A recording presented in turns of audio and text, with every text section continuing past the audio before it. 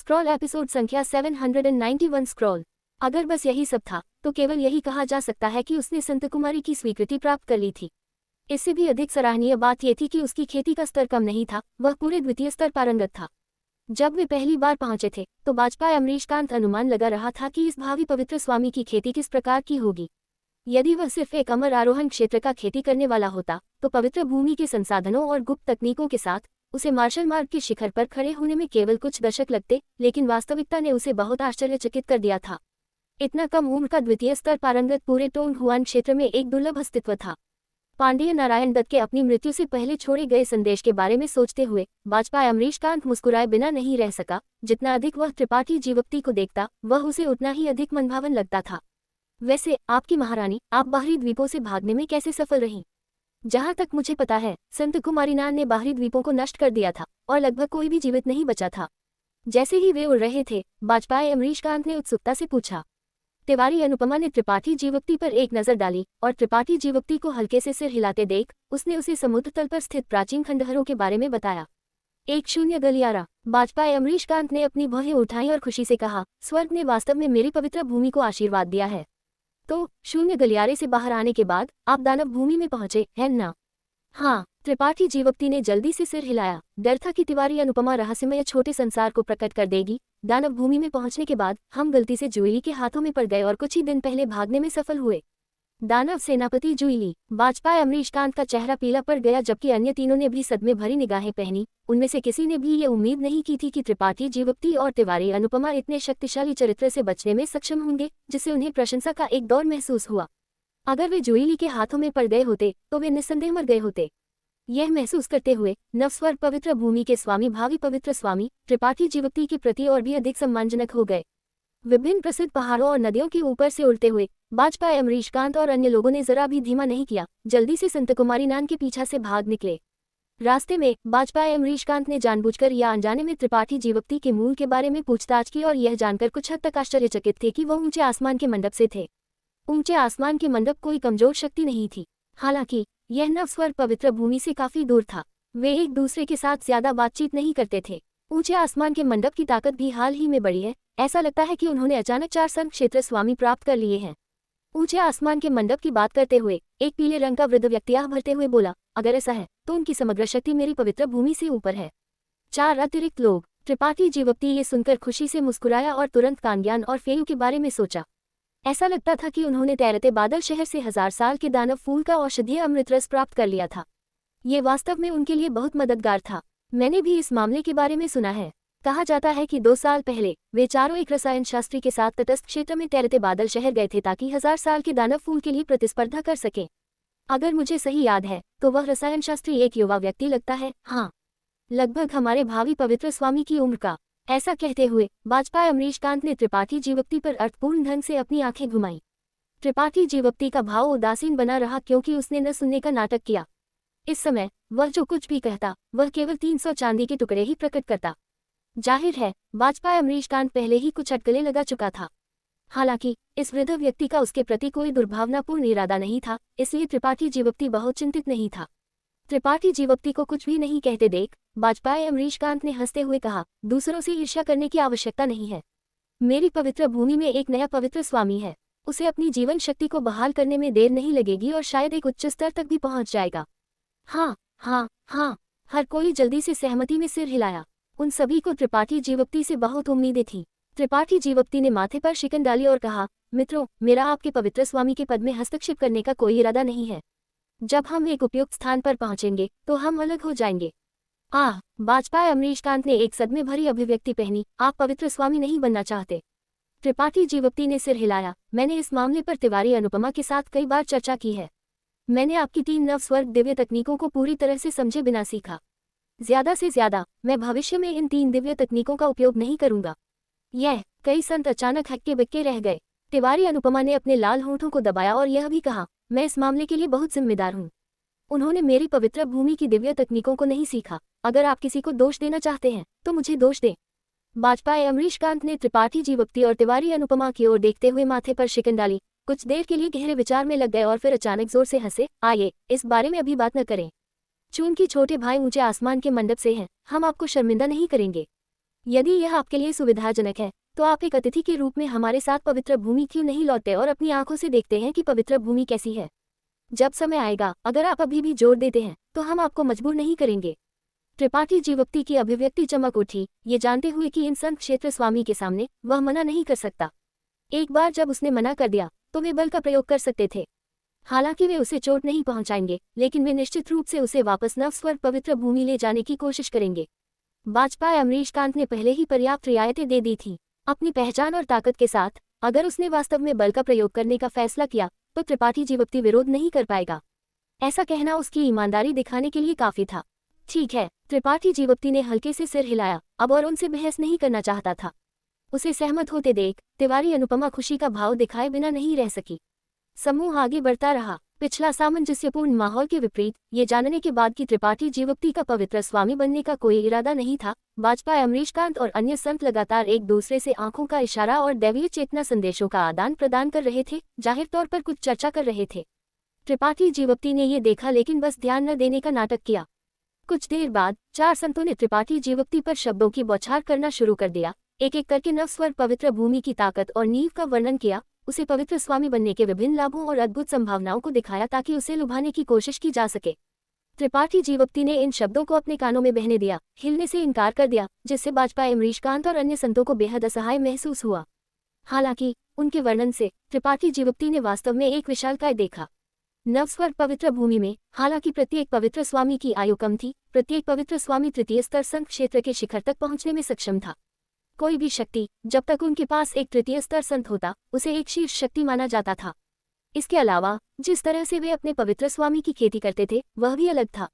पवित्र भूमि के अंदर कुछ ऐसे स्थान थे जहां केवल पवित्र स्वामी ही प्रवेश कर सकता था, और यदि कोई वहां खेती करता तो उसकी ताकत तेजी से बढ़ेगी। यहाँ तक कि बाजपाई अमरीशकांत और अन्य संतों को भी इसके पीछे के रहस्यों के बारे में स्पष्ट नहीं था। उनकी खेती में सहायता करने के लिए संत कुमारियां भी थीं, जिनकी संख्या 7 या 8 संत कुमारियों से लेकर 3 या 4 तक थी। एक पवित्र स्वामी की ताकत का तेजी से न बढ़ना मुश्किल था। प्रत्येक संत कुमारी को एक कठोर चयन प्रक्रिया के माध्यम से चुना जाता था, और चाहे वह योग्यता हो या सौंदर्य, वे सभी सर्वोत्तम थीं। ये संत कुमारियां पूरी तरह से पवित्र स्वामी के प्रति आज्ञाकारी थीं और वह जो कुछ भी चाहता था वह करती थी। ये कहा जा सकता है कि जब तक कोई नवस्वर पवित्र भूमि का पवित्र स्वामी बन जाता तब तक वह न केवल कई महिलाओं के आशीर्वाद का आनंद ले पाएगा, बल्कि वह दुनिया पर हावी होने में भी सक्षम होगा। केवल एक ही कमी थी, उनकी आयु। न केवल एक पवित्र स्वामी की आयु कम थी, बल्कि एक संत कुमारी की आयु भी कम थी। पिछले पवित्र स्वामी के मूल रूप से 6 संत कुमारियां थीं, लेकिन पिछले 50 वर्षों में उनमें से 5 एक एक करके गिर गई थीं, केवल संत कुमारी नान को छोड़कर। जब पिछले पवित्र स्वामी की मृत्यु हुई तो संत कुमारी नान भी गिर गई। पिछले पवित्र स्वामी और संत कुमारी सभी गुजर चुके थे, इसलिए अब पवित्र भूमि की उम्मीदें त्रिपाठी जीवोक्ति और तिवारी अनुपमा पर टिकी थी। बाजपाई अमरीशकांत और अन्य संत त्रिपाठी जीवोक्ति को इतनी आसानी से जाने कैसे दे सकते थे। महान वृद्ध, छोटी लियान और अन्य कहाँ हैं? तिवारी अनुपमा ने बाजपाई अमरीशकांत और अन्य संतों के शब्दों से कुछ असामान्य पकड़ लिया और कांपते हुए पूछा। बाजपाई अमरीशकांत का चेहरा काला पड़ गया क्योंकि वह कुछ देर तक झिझका और फिर जवाब दिया, वे सब मर चुके हैं। इस पीढ़ी की 4 संत कुमारियों में से आपके अलावा अन्य 3 को संत कुमारी नान ने मार डाला है। तिवारी अनुपमा मदद नहीं कर सकी और उसने अपने मुंह को ढांक लिया क्योंकि उसकी आंखें कांप रही थी। वह उम्मीद कर रही थी कि अन्य 3 संत कुमारियां पवित्र स्वामी पद के लिए एक उपयुक्त उम्मीदवार वापस ला पाएंगी ताकि महान वृद्ध और अन्य लोग त्रिपाठी जीवोक्ति को पवित्र स्वामी बनने के लिए मजबूर न करें, लेकिन अब जब उसे इतनी बुरी खबर मिली थी तो वह इसे स्वीकार करने में असमर्थ थी। हालांकि इस बारे में ध्यान से सोचने के बाद संत कुमारी के गश्ती दल के पास कोई संत क्षेत्र स्वामी उनकी रक्षा नहीं कर रहा था, इसलिए एक बार जब संत कुमारी नान ने उन्हें ढूंढ लिया तो उनके पास विरोध करने का कोई रास्ता नहीं था। वह भाग्यशाली रही थी कि त्रिपाठी जीवोक्ति से मिली और पहले से ही शून्य गलियारे के अस्तित्व के बारे में जान लिया, अन्यथा उसका भाग्य अन्य 3 संत कुमारियों जैसा ही हो सकता था। आपकी महारानी संत कुमारी, कृपया अपने शोक को संयम रखें।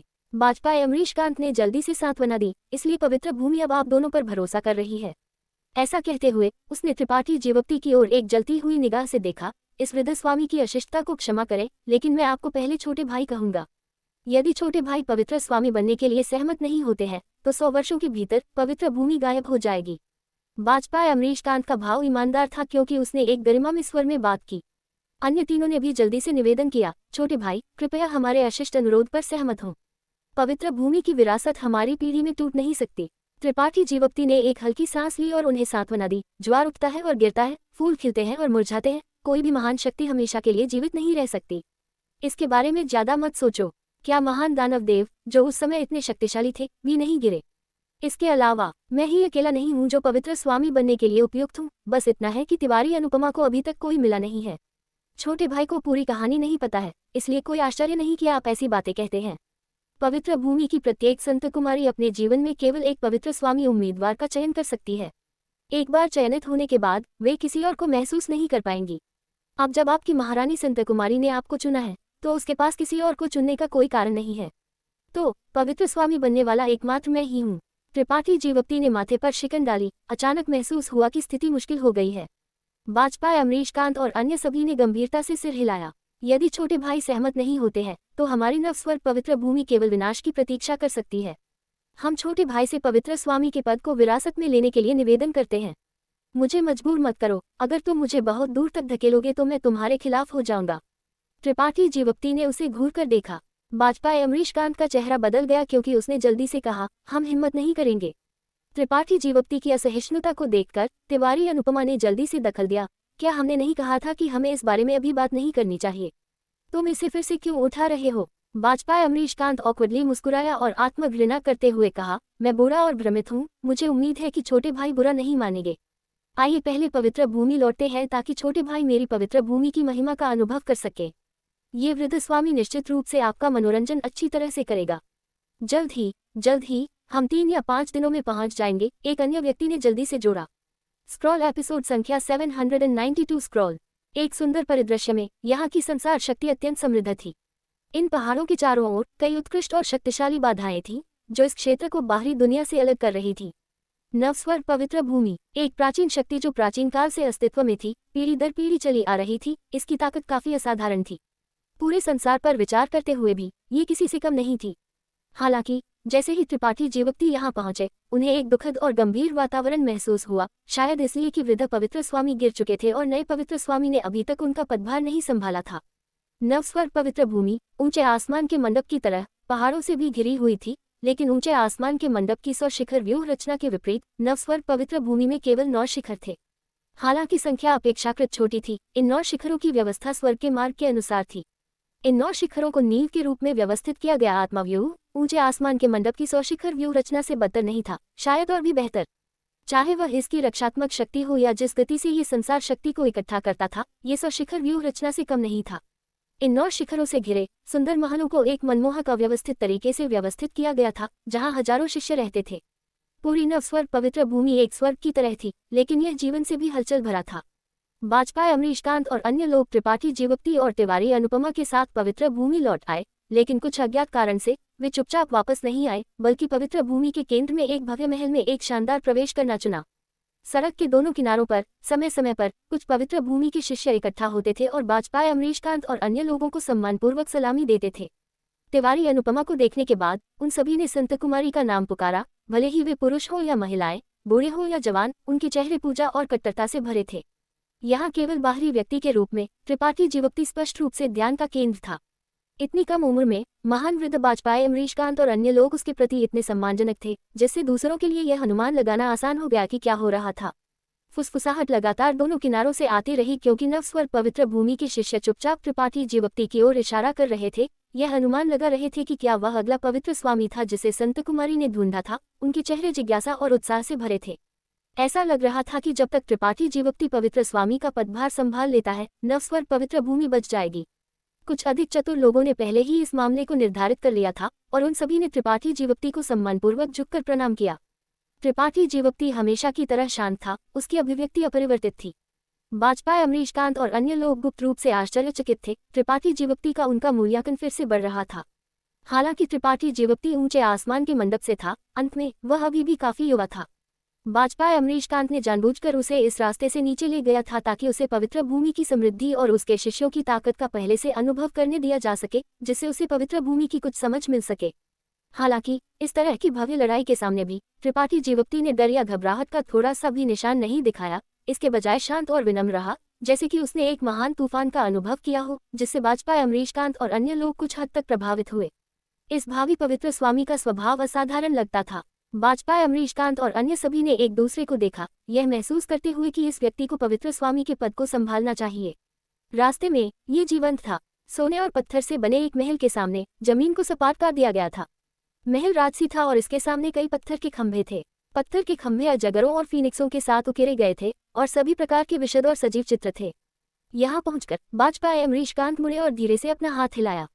देखने वाले पवित्र भूमि के शिष्य धीरे धीरे बिखर गए, लेकिन सभी के दिल संदेह और जिज्ञासा से भरे थे। यह सोच रहे थे कि त्रिपाठी जीवक्ति की उत्पत्ति क्या थी और क्या वह पवित्र स्वामी का पदभार संभाल सकता था और पवित्र भूमि को उसकी वर्तमान कठिनाई से बचा सकता था।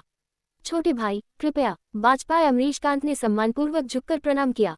त्रिपाठी जीवक्ति ने असहाय होकर आह भरी और माथे पर शिकन डाली। वरिष्ठ, मैं बस आपकी पवित्र भूमि में एक अतिथि के रूप में आया हूँ, क्या इतना औपचारिक होने की कोई आवश्यकता है?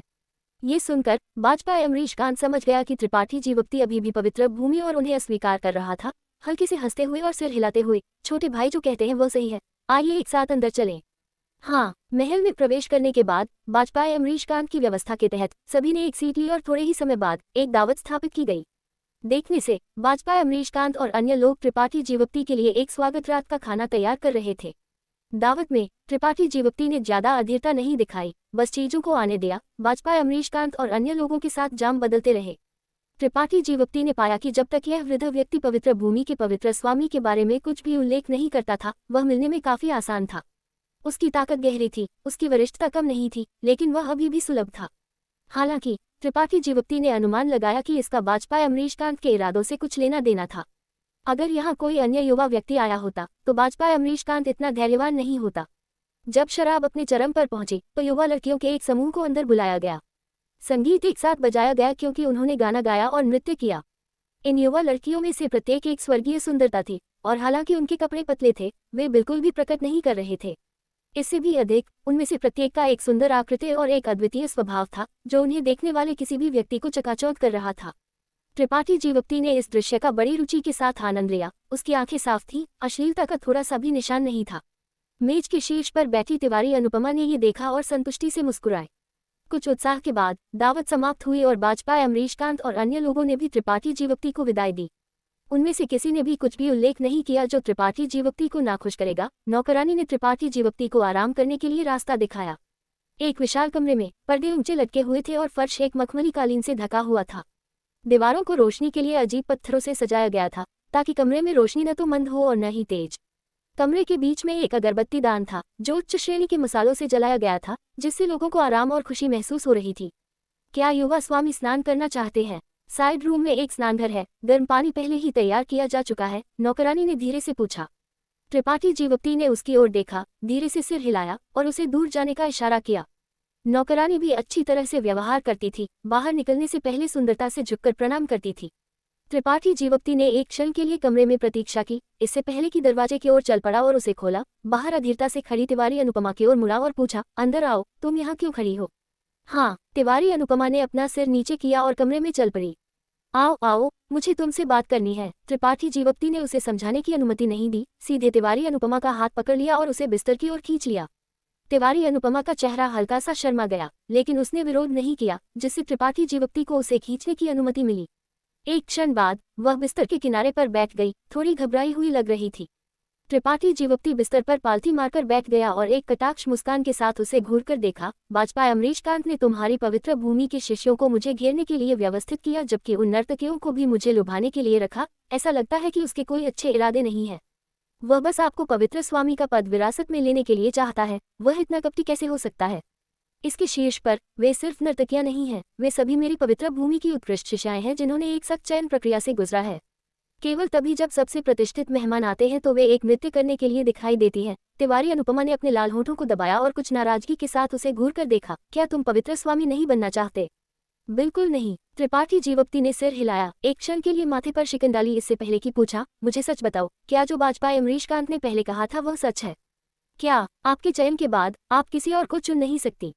तिवारी अनुपमा ने धीरे से सिर हिलाया। आपकी पवित्र भूमि वास्तव में अजीब है। चाहे कुछ भी हो, मैं अभी भी एक बाहरी व्यक्ति हूँ। पवित्र स्वामी इतना एक महत्वपूर्ण पद है, आप भीतर से क्यों नहीं चुनते? तिवारी अनुपमा हल्के से मुस्कुराए, ये प्राचीन काल से नियम रहा है। शायद आपने सुना होगा कि हमारी पवित्र भूमि का प्रत्येक पवित्र स्वामी संत कुमारियों द्वारा वापस लाया जाता है। मैंने पहले सुना है, यह मूल रूप से ऐसा है, लेकिन केवल एक अपवाद है। मुझे याद है कि प्राचीन अभिलेखों में ये दर्ज किया गया था कि लगभग 900 साल पहले उस पीढ़ी के पवित्र स्वामी मूल रूप से पवित्र भूमि के एक शिष्य थे और सभी पवित्र देवियों को उनके प्रति एक प्रतिक्रिया थी, इसलिए वह शिष्य उस पीढ़ी का पवित्र स्वामी बन गया। लेकिन तब से ऐसी स्थिति फिर कभी नहीं हुई है। हाँ, अगर पवित्र भूमि के शिष्य पवित्र स्वामी बन सकते थे तो हमें उन्हें ढूंढने के लिए इतनी परेशानी से गुजरना नहीं पड़ता। छोटी लियान और अन्य लोग नहीं होते। ऐसा कहते हुए उसकी अभिव्यक्ति दुखद हो गई और उसकी आंखें लाल हो गई। मेरी संवेदनाएं। त्रिपाठी जीवप्ती नहीं जानता था कि उसे कैसे सांत्वना दे। तिवारी अनुपमा ने अपनी आंखों के कोनों को पोंछा और खुद को शांत करने के लिए एक गहरी सांस ली।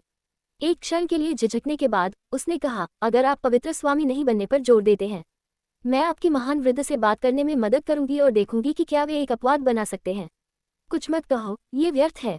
त्रिपाठी जीवप्ती ने सिर हिलाया। चूंकि वाजपेयी, अमरीशकांत और अन्य लोगों ने पहले ही तय कर लिया है कि मैं एकमात्र उम्मीदवार हूँ, इससे कोई फर्क नहीं पड़ता कि उन्हें कौन समझाने की कोशिश करता है। तो आपका क्या? यह मुश्किल है। त्रिपाठी जीवप्ती ने आह भरी।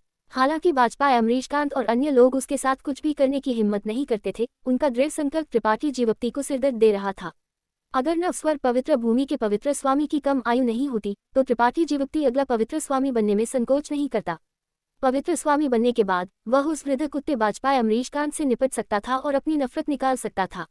हालांकि कमियों के कारण त्रिपाठी जीवप्ती के पास पवित्र स्वामी के पद से दूर रहने के अलावा कोई विकल्प नहीं था। तिवारी अनुपमा भी थोड़ी शर्मिंदा लग रही थी। उसकी भौहें सिकुड़ रही थी क्योंकि उसने धीरे से कहा, किसी भी मामले में आपको अभी के लिए यही रहना चाहिए। संतकुमारी नान बाहर हो सकती है, इसलिए आपके लिए बाहर जाना सुरक्षित नहीं है। कुछ दिन प्रतीक्षा करें और देखें कि चीजें कैसे चलती हैं। हाँ, बस यही मैं कर सकता हूँ। त्रिपाठी जीवप्ती ने सिर हिलाया। ठीक है, मुझे आपके लिए ऊंचे आसमान के मंडप को एक संदेश पास करने के लिए परेशान करना होगा। उन्हें बताएं कि मैं ठीक हूँ और उन्हें चिंता करने की आवश्यकता नहीं है। निश्चिंत रहें, मैं आपका संदेश पहुंचा दूंगी। तिवारी अनुपमा ने सिर हिलाया। बहुत धन्यवाद। इतना विनम्र होने की आवश्यकता नहीं है। तिवारी अनुपमा मुस्कुराए। उसका मन बेहतर होता दिख रहा था क्योंकि वह उठी और कहा, फिर आप आराम करें, मैं पहले वापस जाऊंगी। अगर आपको कुछ भी चाहिए तो बस मुझे बताएं, मैं वाजपेयी, अमरीशकांत और अन्य लोगों को आपके लिए इसकी व्यवस्था करने के लिए कहूंगी। तिवारी अनुपमा के जाने के बाद त्रिपाठी जीवप्ती की अभिव्यक्ति गंभीर हो गई क्योंकि उसने चुपचाप अपने दैवीय चेतना को अपने आसपास जांचने के लिए जारी किया।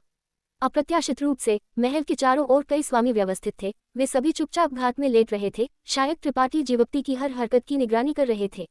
त्रिपाठी जीवप्ती हल्के से हंसा लेकिन परवाह नहीं की, ये जानते हुए कि ये सब वाजपेयी, अमरीशकांत द्वारा व्यवस्थित किया गया था। हालांकि उसके पास अभी नवस्वर पवित्र भूमि छोड़ने की कोई योजना नहीं थी। जैसा कि तिवारी अनुपमा ने कहा, संतकुमारी नान बाहर प्रतीक्षा कर रही हो सकती है। एक बार जब उसने 9 शिखरों की बाधा छोड़ दी तो वह सीधे एक जाल में चल रहा होगा। इससे पहले कि उसके पास संतकुमारी नान से छुटकारा पाने का एक व्यवहारिक तरीका था, त्रिपाठी जीवप्ती जल्दबाजी में कार्य नहीं करना चाहता था।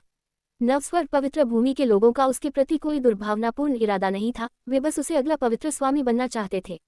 जब तक उसने हाथपूर्वक इनकार कर दिया, वे इसके बारे में कुछ भी करने में सक्षम नहीं होंगे। इस अवसर का फायदा उठाते हुए त्रिपाठी जीवप्ती ने अपनी हाल ही में टूटी हुई खेती को मजबूत करने का फैसला किया। अपना मन बनाकर त्रिपाठी जीवप्ती का मनोदशा कहीं अधिक बेहतर हो गया। स्क्रॉल एपिसोड संख्या 793। स्क्रॉल। अपनी दैवीय चेतना का उपयोग करके अपनी त्वचा के हर इंच में प्रवेश करते हुए त्रिपाठी जीवप्ती ने अपने शरीर की जीवन शक्ति में परिवर्तनों की जांच शुरू कर दी। द्वितीय स्तर पारंगत क्षेत्र में प्रवेश करने के बाद त्रिपाठी जीवप्ती ने महसूस किया कि उसकी जीवन शक्ति का घनत्व और शुद्धता काफी सुधर गई थी। इसके अलावा उसका शारीरिक शरीर भी जीवन और मृत्यु की उन लड़ाइयों में बहुत मजबूत हो गया था। त्रिपाठी जीवप्ती की आत्मा ऊर्जा भी काफी सुधर गई थी।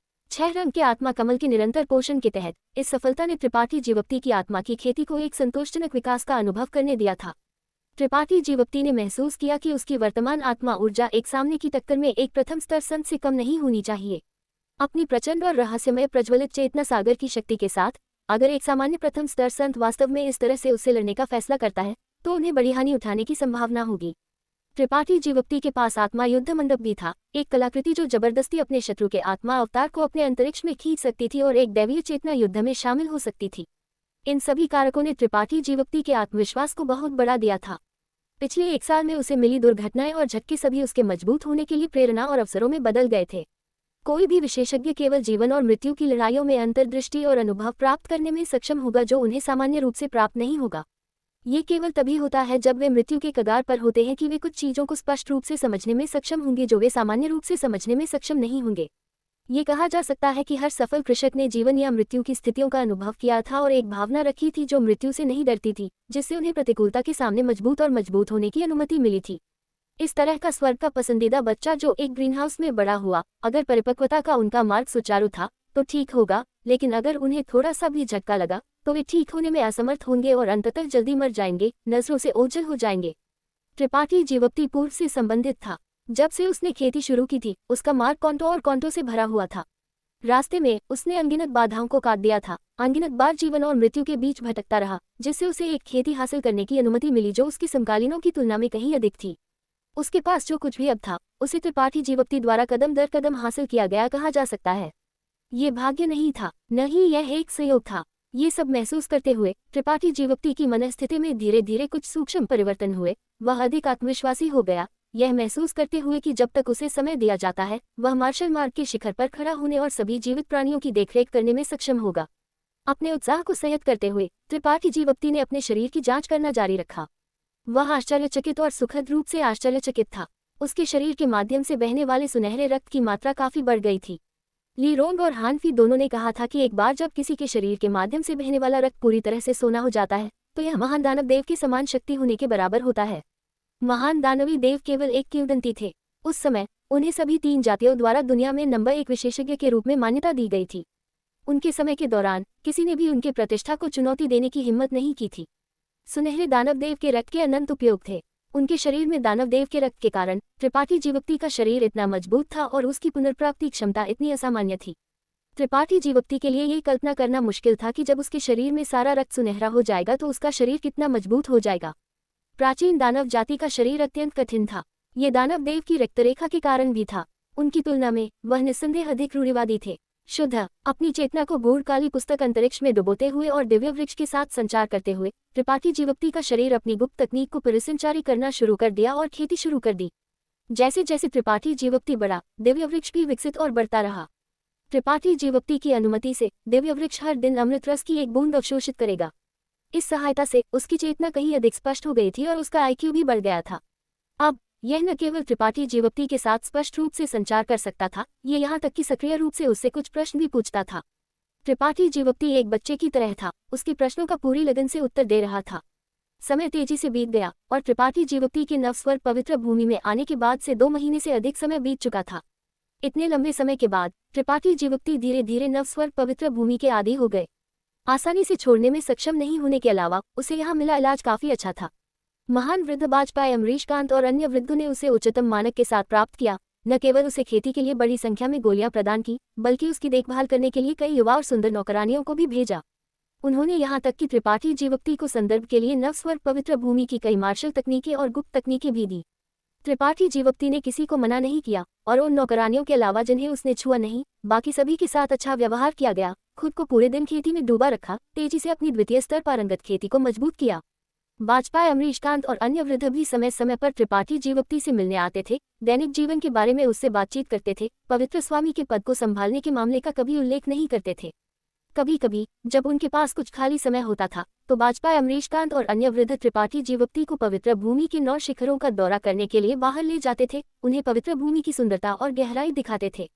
ये स्पष्ट था कि वे इस तरह से त्रिपाठी जीवप्ती को प्रभावित करने की उम्मीद कर रहे थे ताकि वह सक्रिय रूप से इस पद को स्वीकार कर ले।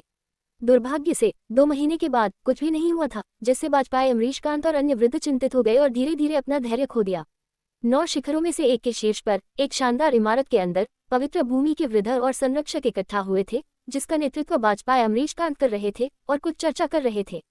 पूरी नवस्वर्ग पवित्र भूमि में मूल रूप से एक शक्तिशाली लाइनअप था। वृद्ध पवित्र स्वामी एक शिखर तृतीय स्तर संत थे, जबकि संत कुमारी नान और बाजपाई अमरीशकांत दोनों द्वितीय स्तर संत थे।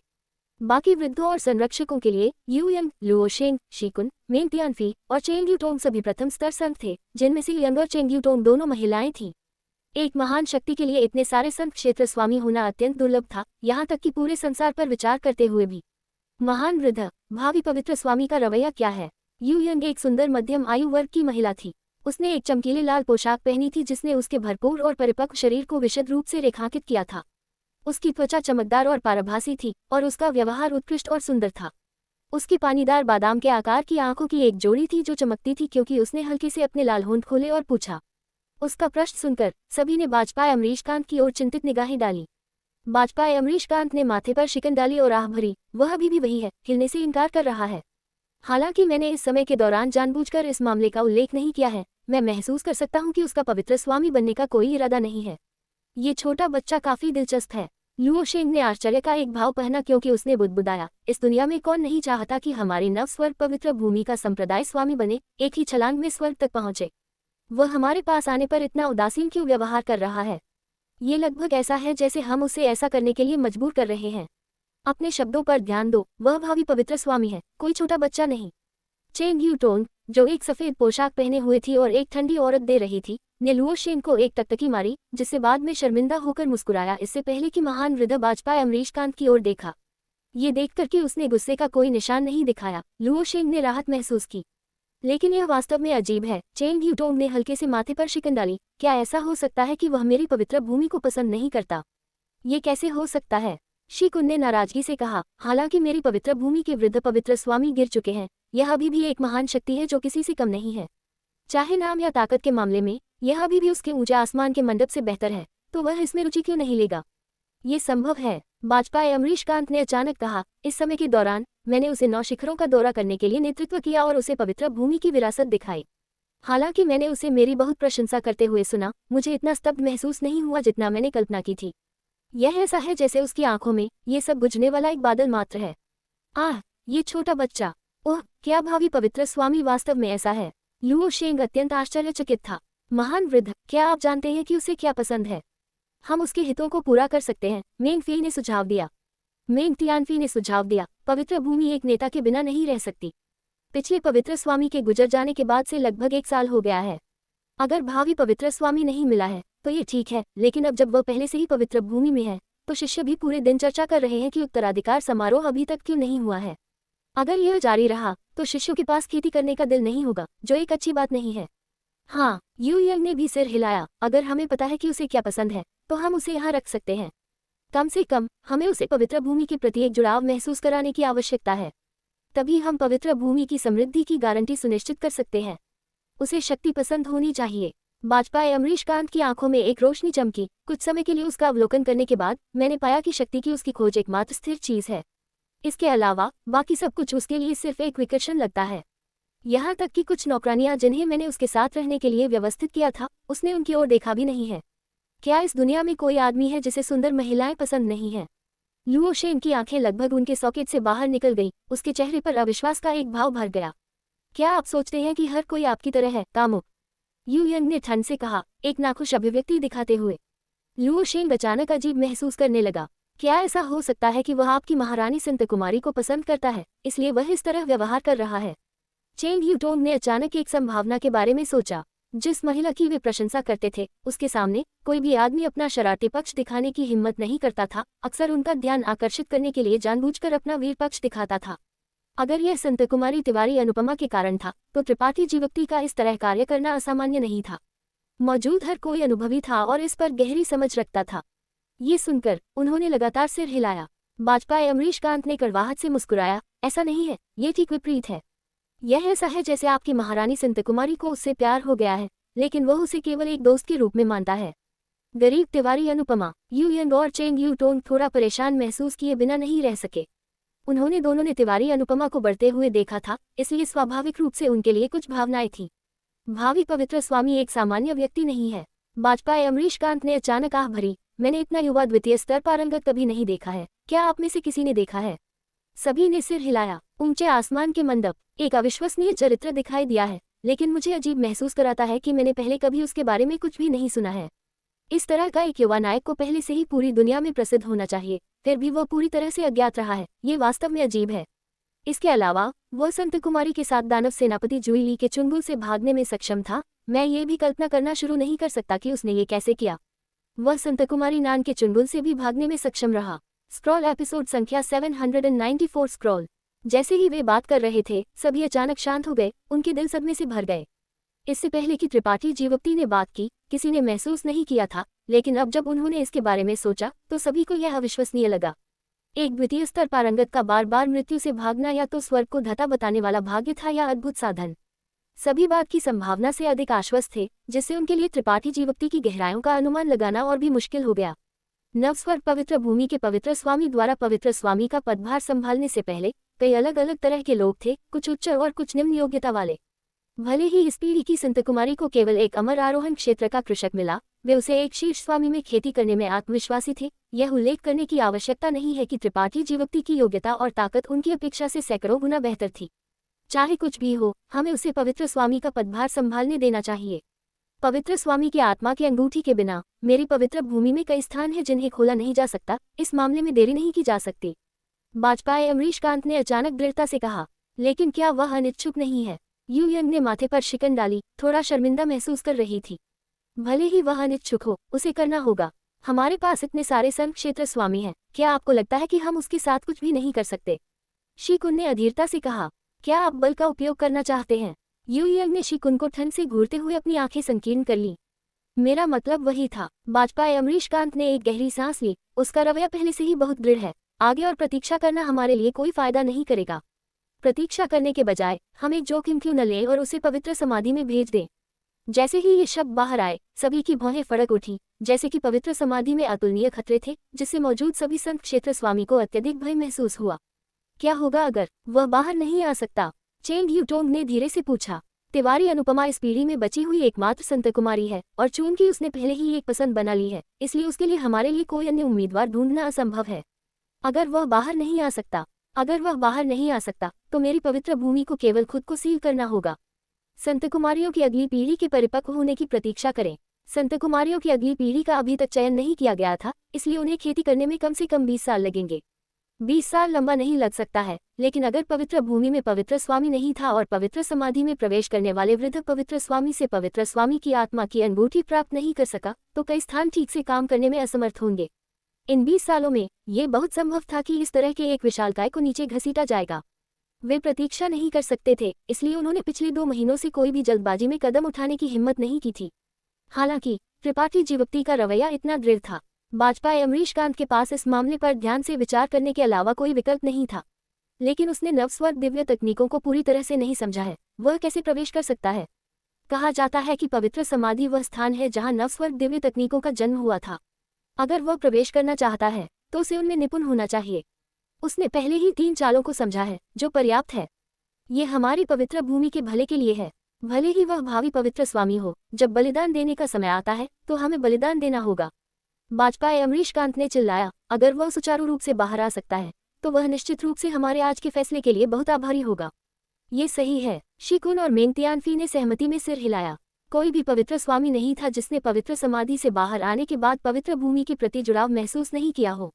संत कुमारी द्वारा वापस लाए गए पवित्र स्वामी पवित्र भूमि के लिए अपना पूरा जीवन योगदान करने में सक्षम थे। उसने अपना दिल निकालकर काम किया।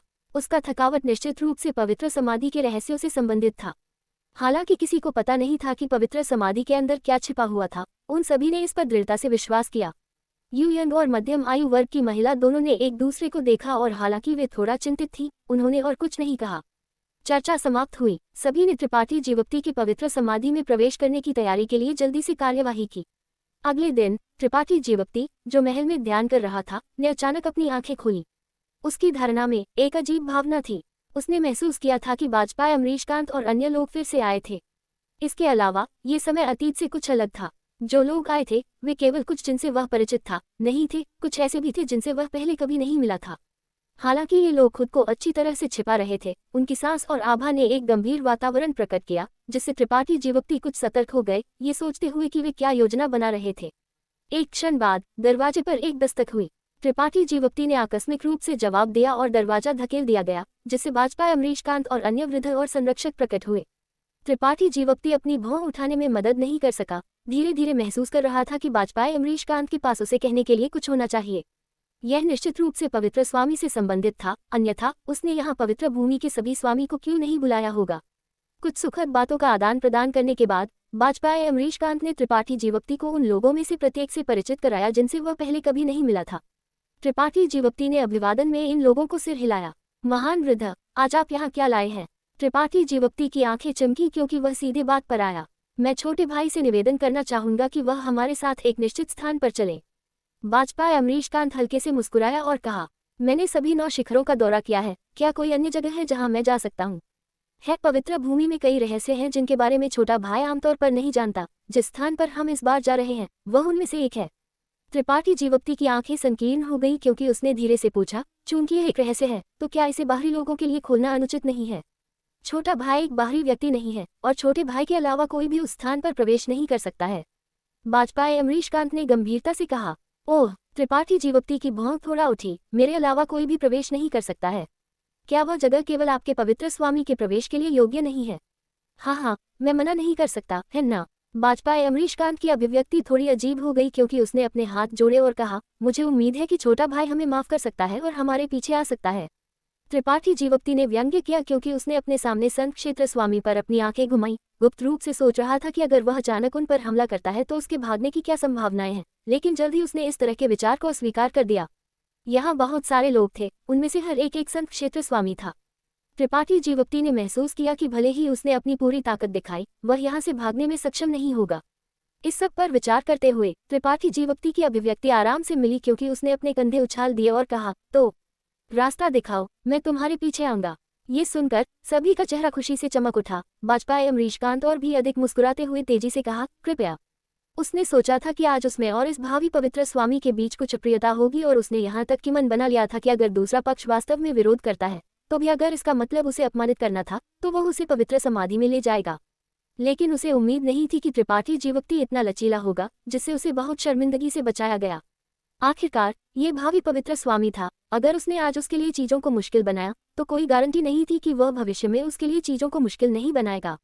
महल छोड़कर सभी त्रिपाठी जीवप्ती के चारों ओर इकट्ठा हुए और जल्दी से एक पास के पहाड़ की चोटी की ओर उड़ गए। ये लोग आकस्मिक रूप से उसके पीछे चलते हुए लगते थे, लेकिन वास्तव में उन्होंने त्रिपाठी जीवप्ती के भागने के सभी रास्तों को अवरुद्ध कर दिया था। एक बार जब त्रिपाठी जीवप्ती ने असुविधा के कोई भी लक्षण दिखाए तो वे तुरंत कार्यवाही कर सकते थे ताकि उसे संयत किया जा सके। महान वृद्ध, क्या आप मुझे बता सकते हैं कि हम इस बार कहाँ जा रहे हैं? त्रिपाठी जीवप्ती ने रास्ते में पूछा। बाजपाई अमरीशकांत ने एक क्षण के लिए झिझका इससे पहले कि जवाब दिया, हम पवित्र समाधि में जा रहे हैं। पवित्र समाधि? त्रिपाठी जीवप्ती आश्चर्यचकित था। यह एक ऐसी जगह क्यों लगती है जहां लोगों को दफनाया जाता है? हाँ, बाजपाई अमरीशकांत ने सिर हिलाया। मेरी पवित्र भूमि के पिछले पवित्र स्वामी जब उन्हें महसूस हुआ कि वे अपने जीवन के अंत के करीब हैं तो वे पवित्र समाधि में प्रवेश करेंगे और मृत्यु के आने की प्रतीक्षा करेंगे। इसलिए वह स्थान वास्तव में एक ऐसी जगह है जहां लोगों को दफनाया जाता है। यह मेरी पवित्र भूमि के पिछले पवित्र स्वामी की समाधि है। क्या वह जगह बहुत खतरनाक नहीं है? त्रिपाठी जीवप्ती ने एक मुस्कान के साथ पूछा, आकस्मिक रूप से पूछते हुए लग रहा था। हमारे लिए ये वास्तव में बहुत खतरनाक है। कोई भी जो पवित्र स्वामी नहीं है जो उस स्थान में प्रवेश करता है वह मर जाएगा, लेकिन छोटे भाई के लिए यह अंतिम परीक्षा है। आपका मतलब क्या है? बाजपाई अमरीशकांत एक क्षण के लिए झिझका। त्रिपाठी जीवप्ती ने तुरंत कहा, अगर आप नहीं कह सकते तो मत कहिए। मुझे अन्य लोगों के रहस्यों में कोई रुचि नहीं है, खासकर बड़े रहस्यों में। मैं जितना अधिक जानता हूँ यह उतना ही खतरनाक होगा। बाजपाई अमरीशकांत अजीब रूप से मुस्कुराया। ऐसा नहीं है कि मैं नहीं कह सकता, लेकिन चूंकि चीजें इस बिंदु तक पहुंच गई हैं, ये वृद्ध स्वामी आपसे कुछ भी नहीं छिपाएगा। छोटा भाई केवल यह जानता है कि पिछले पवित्र स्वामी को सभी संत कुमारियों द्वारा वापस लाया गया था, लेकिन आप यह नहीं जानते होंगे कि हर बार संत कुमारियां एक से अधिक व्यक्ति को वापस लाईं। क्योंकि मेरी पवित्र भूमि में हर पीढ़ी में कई संत कुमारियां होती हैं, उनमें से प्रत्येक अपनी दृष्टि और गुप्त तकनीक के अनुसार पवित्र स्वामी के पद के लिए एक उपयुक्त उम्मीदवार ढूंढेगी, फिर उन्हें पवित्र भूमि में वापस लाएगी और संत कुमारियों के सिद्धांतों के माध्यम से वे नवस्वर दिव्य तकनीकों को समझेंगे और पवित्र समाधि में प्रवेश करेंगे। पवित्र समाधि से जीवित बाहर आने वाला एकमात्र सच्चा पवित्र स्वामी उम्मीदवार है।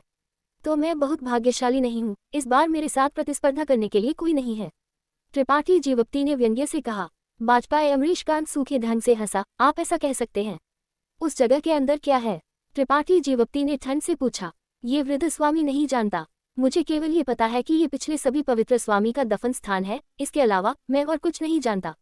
न केवल मैं, बल्कि संरक्षकों और वृद्धों को भी उस स्थान के बारे में कुछ भी नहीं पता, क्योंकि केवल वही लोग जिन्होंने नवस्वर दिव्य तकनीकों को समझा है प्रवेश करने के लिए योग्य हैं। तो नवस्वर दिव्य तकनीकें उस स्थान में प्रवेश करने की कुंजी हैं। त्रिपाठी जीवप्ती ने सोच समझकर पूछा। शायद, लेकिन निश्चित क्या है कि अंदर सुरक्षित नहीं है? छोटे भाई, जब आप प्रवेश करते हैं तो आपको सावधान रहना चाहिए ताकि कोई भी दुर्घटना न हो। चेंग यूटोंग ने अचानक जोड़ा। हालांकि खतरे हैं, महान लाभ भी हैं। लाभ? त्रिपाठी जीवप्ती ने उसकी ओर देखा और अचानक रुचि रखी। किस तरह के लाभ? मुझे विस्तार से बताएं। चेंग यूटोंग हल्के से मुस्कुराए। मुझे कैसे पता होगा? ये सिर्फ इतना है कि वृद्ध पवित्र स्वामी ने वहां खेती करना चुना और हर बार जब वह बाहर आए तो उनकी ताकत सुधर जाएगी। इसके शीर्ष पर कहा जाता है कि जब वृद्ध पवित्र स्वामी ने पवित्र समाधि में प्रवेश किया तो उन्होंने बहुत अधिक लाभ प्राप्त किया। हाँ, यह सही है, वृद्ध पवित्र स्वामी द्वारा उपयोग किए गए कलाकृतियों को सभी पवित्र समाधि से लिया गया था। वे संत श्रेणी उच्च श्रेणी की कलाकृतियां थे, इस दुनिया में उनमें से बहुत सारे नहीं हैं। प्रत्येक पीढ़ी के पवित्र स्वामी द्वारा उपयोग किए गए कलाकृतियां बुरे नहीं थे, वे सभी उनके साथ पवित्र समाधि में दफनाए गए थे। वह छोटे भाई के अवसरों पर निर्भर करेगा, शायद आप वहां से एक उपयुक्त कलाकृति प्राप्त करने में सक्षम होंगे, बाजपाई अमरीशकांत ने एक मुस्कान के साथ कहा। संत श्रेणी उच्च श्रेणी की कलाकृतियां, आपको पहले कहा होना चाहिए था। अगर आपने मुझे पहले इन चीजों के बारे में बताया होता तो मैं बहुत पहले पवित्र समाधि में प्रवेश कर चुका होता। आपको कठिन और मुलायम दोनों रणनीतियों का उपयोग करने की कोई आवश्यकता नहीं होती। त्रिपाठी जीवप्ती अचानक उत्साहित हो गए। सभी स्तब्ध थे। मुझे सबसे ज्यादा जोखिम उठाना पसंद है। त्रिपाठी जीवप्ती मुस्कुराया, उसका चेहरा एक अस्पष्ट रोशनी से भरा हुआ था। जितनी अधिक खतरनाक जगह होती है उतना ही मैं इसे खोजने की कोशिश करना चाहता हूँ, खासकर पवित्र समाधि जैसी एक जगह जहाँ मृतकों को दफनाया जाता है। बाजपाई अमरीशकांत का चेहरा फड़क उठा, अचानक खुद को त्रिपाठी जीवप्ती के माध्यम से देखने में असमर्थ पाया। स्क्रॉल एपिसोड संख्या 795 स्क्रॉल। 9 शिखरों में से एक के पैर में बाजपाई अमरीशकांत और अन्य लोगों ने त्रिपाठी जीवप्ती को एक ठहराव पर लाया।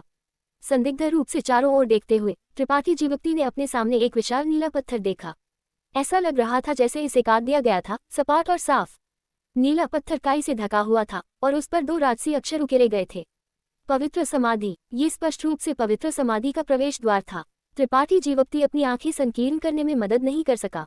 हालांकि वह कोई सुराग नहीं देख सकता था, फिर भी वह धीरे धीरे अपने सामने नीले पत्थर से आने वाले कुछ छिपे हुए ऊर्जा उतार चढ़ाव को महसूस कर सकता था। बाजपाई अमरीशकांत आगे बढ़ा और कुछ रहस्यमय मुहरें बनाई, जिससे नीला पत्थर अचानक धुंधला हो गया। एक क्षण बाद नीले पत्थर के केंद्र में एक छेद दिखाई दिया। त्रिपाठी जीवप्ती थोड़ा चौंक गया और जल्दी से बाहर निकला, एक शून्य गलियारा। बाजपाई अमरीशकांत ने धीरे से सिर हिलाया। हाँ, यहाँ से आप पवित्र समाधि में पहुंचेंगे, पिछले सभी पवित्र स्वामी का दफन स्थान। यह इस दुनिया से स्वतंत्र एक रहस्यमय छोटा संसार है और हर पवित्र स्वामी को सिंहासन विरासत में लेने से पहले यहाँ परीक्षा पास करनी चाहिए। छोटे भाई, आपके प्रवेश करने के बाद आपको सावधान रहना चाहिए। इसके अलावा चाहे कुछ भी हो, आपको पिछले पवित्र स्वामी द्वारा पहनी गई पवित्र स्वामी आत्मा की अंगूठी बाहर लाने की आवश्यकता है। यह मेरी पवित्र भूमि के भविष्य की कुंजी है। हाँ, चाहे कुछ भी हो, आपको जीवित बाहर आना होगा। यूयंग ने गंभीरता से चेतावनी दी। पवित्र भूमि का भविष्य आप पर निर्भर करता है। चेंग यूटोंग ने हल्के से अपने पतले होठों को दबाया।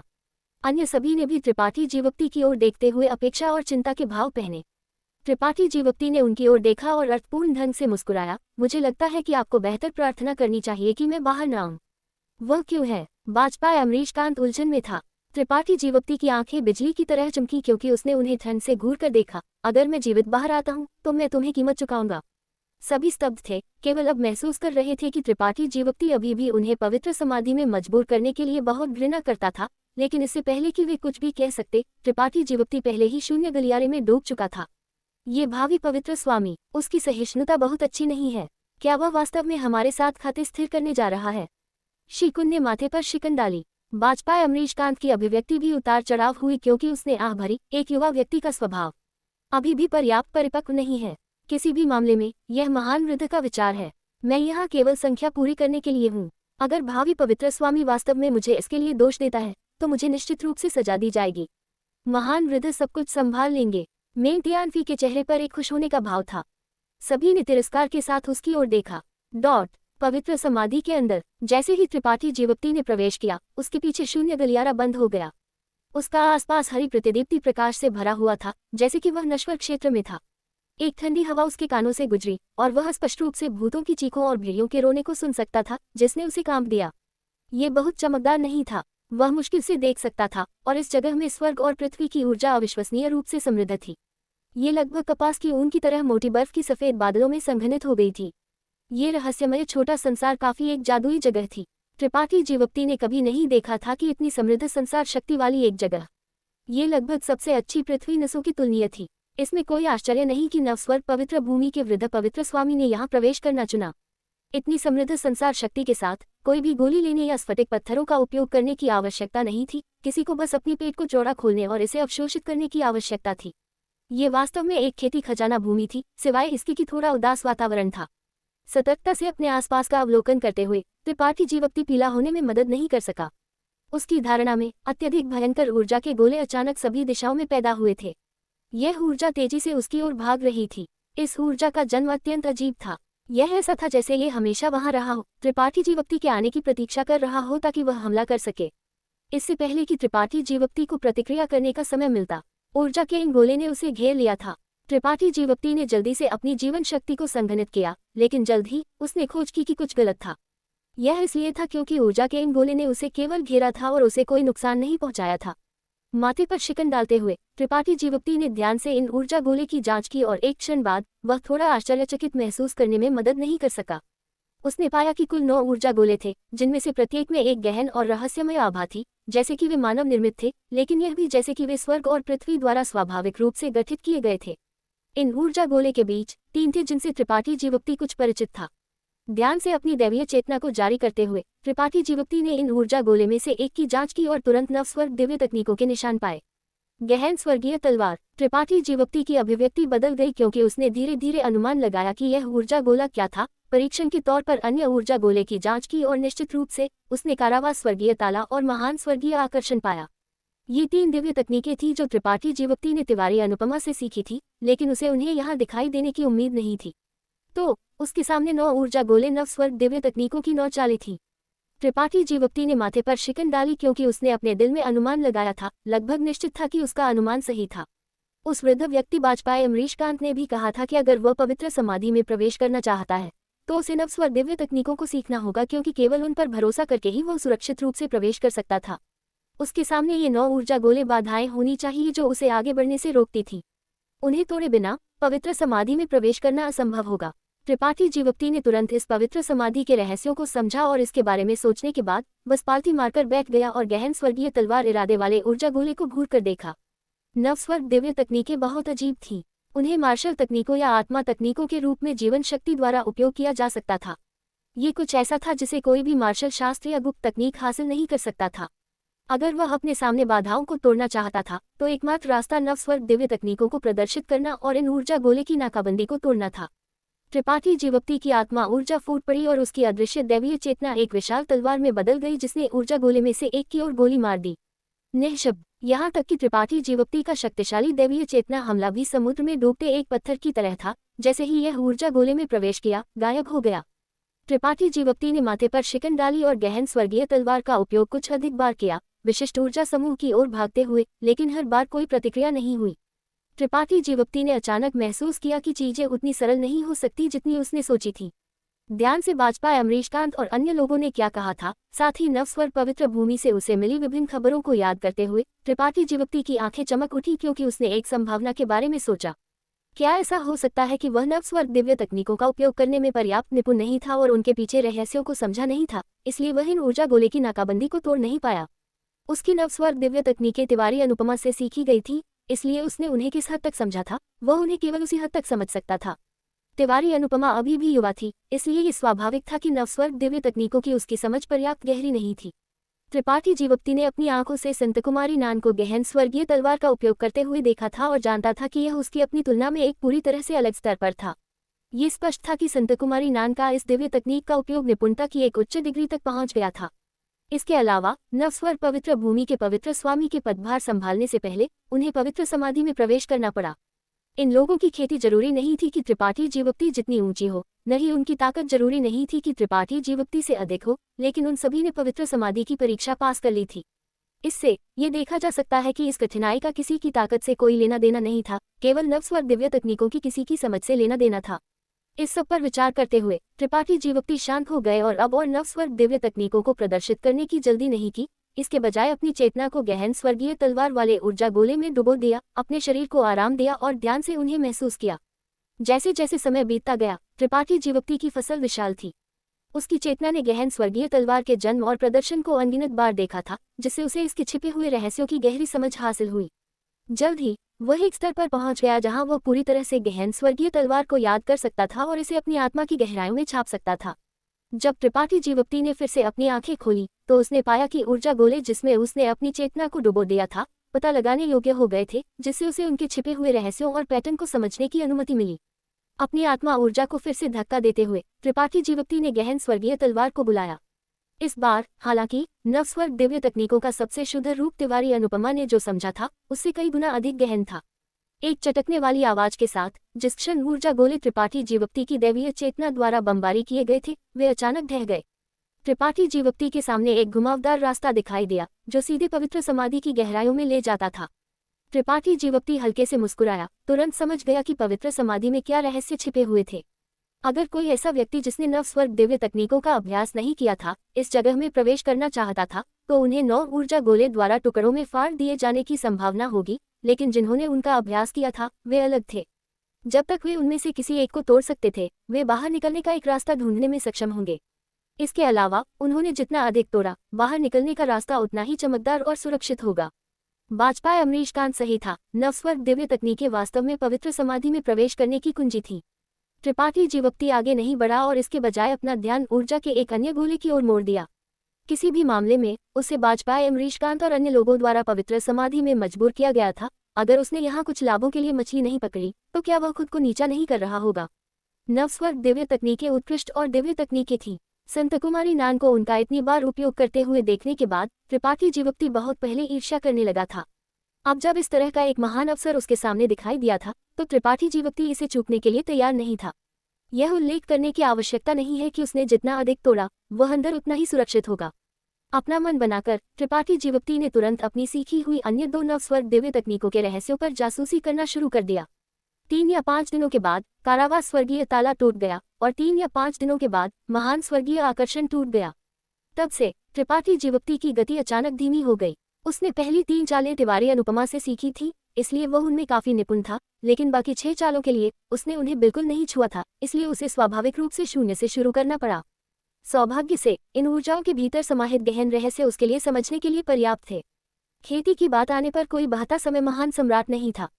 त्रिपाठी जीवक्ति पवित्र समाधि के अंदर नवस्वर्ग दिव्य तकनीकों का अभ्यास कर रहा था, इसलिए वह समय के बीतने से पूरी तरह से अनजान था। हालांकि पवित्र समाधि के बाहर प्रतीक्षा कर रहे वृद्धों और संरक्षकों ने महसूस किया जैसे कि हर दिन एक साल जैसा था। त्रिपाठी जीवक्ति के प्रवेश करने के कुछ दिनों बाद सभी अभी भी अपेक्षा के साथ प्रतीक्षा कर रहे थे, उम्मीद कर रहे थे कि वह अचानक पवित्र समाधि से उभरेगा, पवित्र स्वामी की आत्मा की अंगूठी वापस लाएगा और पवित्र स्वामी की विरासत में लेगा। 10 दिनों के बाद सभी चिंतित होने लगे। हालांकि उन्होंने कुछ भी नहीं कहा, सभी अनुमान लगा रहे थे कि त्रिपाठी जीवक्ति को अंदर किसी तरह की कठिनाई का सामना करना पड़ा है। 1 महीने के बाद वातावरण गंभीर हो गया। 2 महीनों के बाद सभी की अभिव्यक्ति उदास हो गई और समय समय पर आहें सुनी जा सकती थी। 3 महीने, 4 महीने, वृद्धों और संरक्षकों की संख्या जो यहाँ बचे थे कम और कम हो गई और सभी को महसूस हुआ कि त्रिपाठी जीवक्ति का फिर से दिखाई देना असंभव था। स्क्रॉल एपिसोड संख्या 796 स्क्रॉल। पवित्र भूमि के हर पवित्र स्वामी का पवित्र समाधि में प्रवेश करके परीक्षा से गुजरना एक प्रमुख घटना थी, इसलिए इसके बारे में कई ऐतिहासिक रिकॉर्ड थे। बाजपाई अमरीशकांत और अन्य वृद्ध स्वाभाविक रूप से जानते थे कि इसमें कितना समय लगेगा। पवित्र समाधि से सुरक्षित रूप से बाहर निकलने में सबसे तेज व्यक्ति को 15 दिन लगे, जबकि सबसे धीमे व्यक्ति को केवल 2 महीने लगे। हालांकि त्रिपाठी जीवक्ति के पवित्र समाधि में प्रवेश किए 4 महीने हो चुके थे और अभी भी उसका कोई निशान नहीं था, जिससे बाजपाई अमरीशकांत और अन्य वृद्ध आश्चर्यचकित थे कि क्या त्रिपाठी जीवक्ति वास्तव में अंदर मर गया था। सभी वृद्धों और संरक्षकों ने आह भरी, उनमें से किसी में भी प्रतीक्षा जारी रखने का धैर्य नहीं था। वे सभी महत्वपूर्ण पदों पर थे और हर दिन मामूली मामलों में शामिल होते थे, तो वे यहाँ प्रतीक्षा जारी कैसे रख सकते थे। यहाँ तक कि बाजपाई अमरीशकांत, जो इस मामले के प्रभारी थे, 4 महीनों के बाद चले गए। केवल तिवारी अनुपमा पवित्र समाधि के बाहर प्रतीक्षा करती रही। त्रिपाठी जीवक्ति के पवित्र समाधि में प्रवेश करने के 3 दिन बाद तिवारी अनुपमा को इस मामले के बारे में पता चला और वह तुरंत दौड़कर आई, बाजपाई अमरीशकांत और अन्य वृद्धों से शिकायत की, लेकिन जो पहले से ही हो चुका था उसे रोकने में असमर्थ थी। इन 4 महीनों के दौरान वह प्रतीक्षा कर रही थी, लेकिन भले ही वह बेचैनी से प्रतीक्षा कर रही थी, त्रिपाठी जीवक्ति अभी तक दिखाई नहीं दिया था। इस दिन यूएन और अन्य सुंदर महिलाएं एक साथ आईं। दूर से उन्होंने तिवारी अनुपमा को पवित्र समाधि के बाहर खड़ा देखा। उन्होंने एक दूसरे को देखा और दुख में आह भरी। वह लड़की अभी भी यहाँ प्रतीक्षा कर रही है। यूएन ने धीरे से आह भरी। क्या हम बहुत अधीर नहीं थे? हमने न केवल पवित्र भूमि की भविष्य की आशा को बर्बाद कर दिया, हमने एक युवा व्यक्ति की सुंदर भविष्य को भी बर्बाद कर दिया। चेंग यू टोन के सुंदर चेहरे पर भी अपराध और उदासी का एक निशान झलक उठा। अब ये सब कहने का क्या मतलब है? जब महान वृद्ध ने इसका सुझाव दिया तो हम में से किसी ने आपत्ति नहीं की। हर कोई इसके लिए जिम्मेदार है। हर कोई जिम्मेदार है। यूयंग ने धीरे धीरे अपना सिर हिलाया। सौभाग्य से इस छोटी लड़की ने ऊंचे आसमान के मंडप में भेजा गया व्यक्ति महान वृद्ध द्वारा रोका गया था। अन्यथा अगर ऊंचे आसमान के मंडप को इस मामले के बारे में पता चल गया होता तो वे कभी भी इस मामले को शांति से नहीं रहने देते। हाँ, इस तरह का एक उत्कृष्ट युवा व्यक्ति, वह किसी भी संप्रदाय में शामिल हो, जोरदार ढंग से खेती की जाएगी। चेंग यूटोंग ने भी डर का एक भाव पहना। नवस्वर पवित्र भूमि वर्तमान में बाहरी और आंतरिक समस्याओं का सामना कर रही थी। अगर वे ऊंचे आसमान के मंडप के साथ दुश्मन बन जाते तो उन्हें शायद अपने 9 शिखरों को सील करना होगा और खुद को बाहरी दुनिया से पूरी तरह से अलग करना होगा। अगर ऐसा था तो अगली पीढ़ी की संतकुमारी भी भाग नहीं ले पाएगी। क्या हमने उसे अधिक आंका या क्या उसका भाग्य बुरा था? यूयंग ने आह भरी। अतीत में जब पवित्र स्वामी पवित्र समाधि में प्रवेश करना चुनते थे तो वृद्ध पवित्र स्वामी उन्हें कुछ संकेत देते थे, लेकिन इस बार वह अकेले खोज कर रहा है। यह उस पर कठिन रहा होगा। चलो चलते हैं और देखते हैं, चेंग यूटोंग ने कहा और आगे बढ़ी। एक क्षण बाद वे दोनों पवित्र समाधि के सामने पहुंचे। तिवारी अनुपमा ने हलचल सुनकर अपना सिर मोड़ दिया और अभिवादन के रूप में एक जटिल अभिव्यक्ति के साथ उन्हें सिर हिलाया। अतीत में तिवारी अनुपमा इन 2 महिला वृद्धों के सबसे करीब थी, लेकिन अब उसकी अभिव्यक्ति कुछ ठंडी थी। स्पष्ट रूप से वह भी इस तथ्य की परवाह करती थी कि उन्होंने त्रिपाठी जीवक्ति को पवित्र समाधि में भेज दिया था। एक दूसरे को देखते हुए यूयंग और चेंग यूटोंग नहीं जानती थी कि उसे कैसे सांत्वना दे और बस वहीं खड़ी रही। पवित्र समाधि के प्रवेश द्वार पर नीले पत्थर को घूरते हुए उसे थोड़ा शर्मिंदा महसूस हुआ। थोड़ी देर बाद यूयंग ने कहा, तिवारी अनुपमा, प्रतीक्षा मत करो, वह शायद बाहर नहीं आ पाएगा। तिवारी अनुपमा ने धीरे धीरे अपना सिर हिलाया। मेरी बात सुनो, वापस जाओ और आराम करो। तुम पहले ही 4 महीनों से यहाँ प्रतीक्षा कर रही हो। चेंग यूटोंग ने भी उसे समझाने की कोशिश की। वह बाहर आएगा, तिवारी अनुपमा ने अचानक गंभीरता से कहा। उसका स्वर दृढ़ था। यूयंग और चेंग यूटोंग स्तब्ध थे और एक दूसरे को देखा, पूर्व में एक मुस्कान मजबूर करते हुए। आप कैसे जानती हैं? कभी भी ऐसा कोई पवित्र स्वामी उम्मीदवार नहीं रहा है जो इतने लंबे समय तक पवित्र समाधि में रहा हो और अभी भी सुरक्षित हो। तिवारी अनुपमा की अभिव्यक्ति गर्वित थी। जो दूसरे नहीं कर सकते, जरूरी नहीं कि वह न कर सके। आपने अभी तक उसकी क्षमता नहीं देखी है, इसलिए ऐसा सोचना स्वाभाविक है। मुझे लगता है कि वह निश्चित रूप से बाहर आएगा।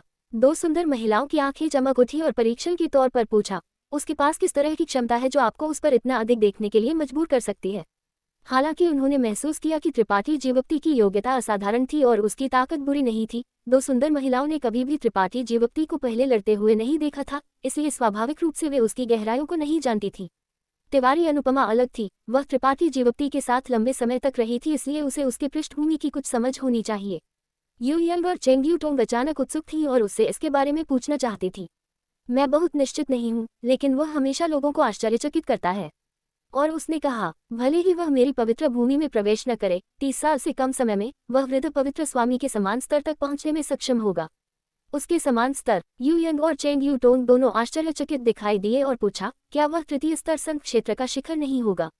तिवारी अनुपमा ने गंभीरता से सिर हिलाया।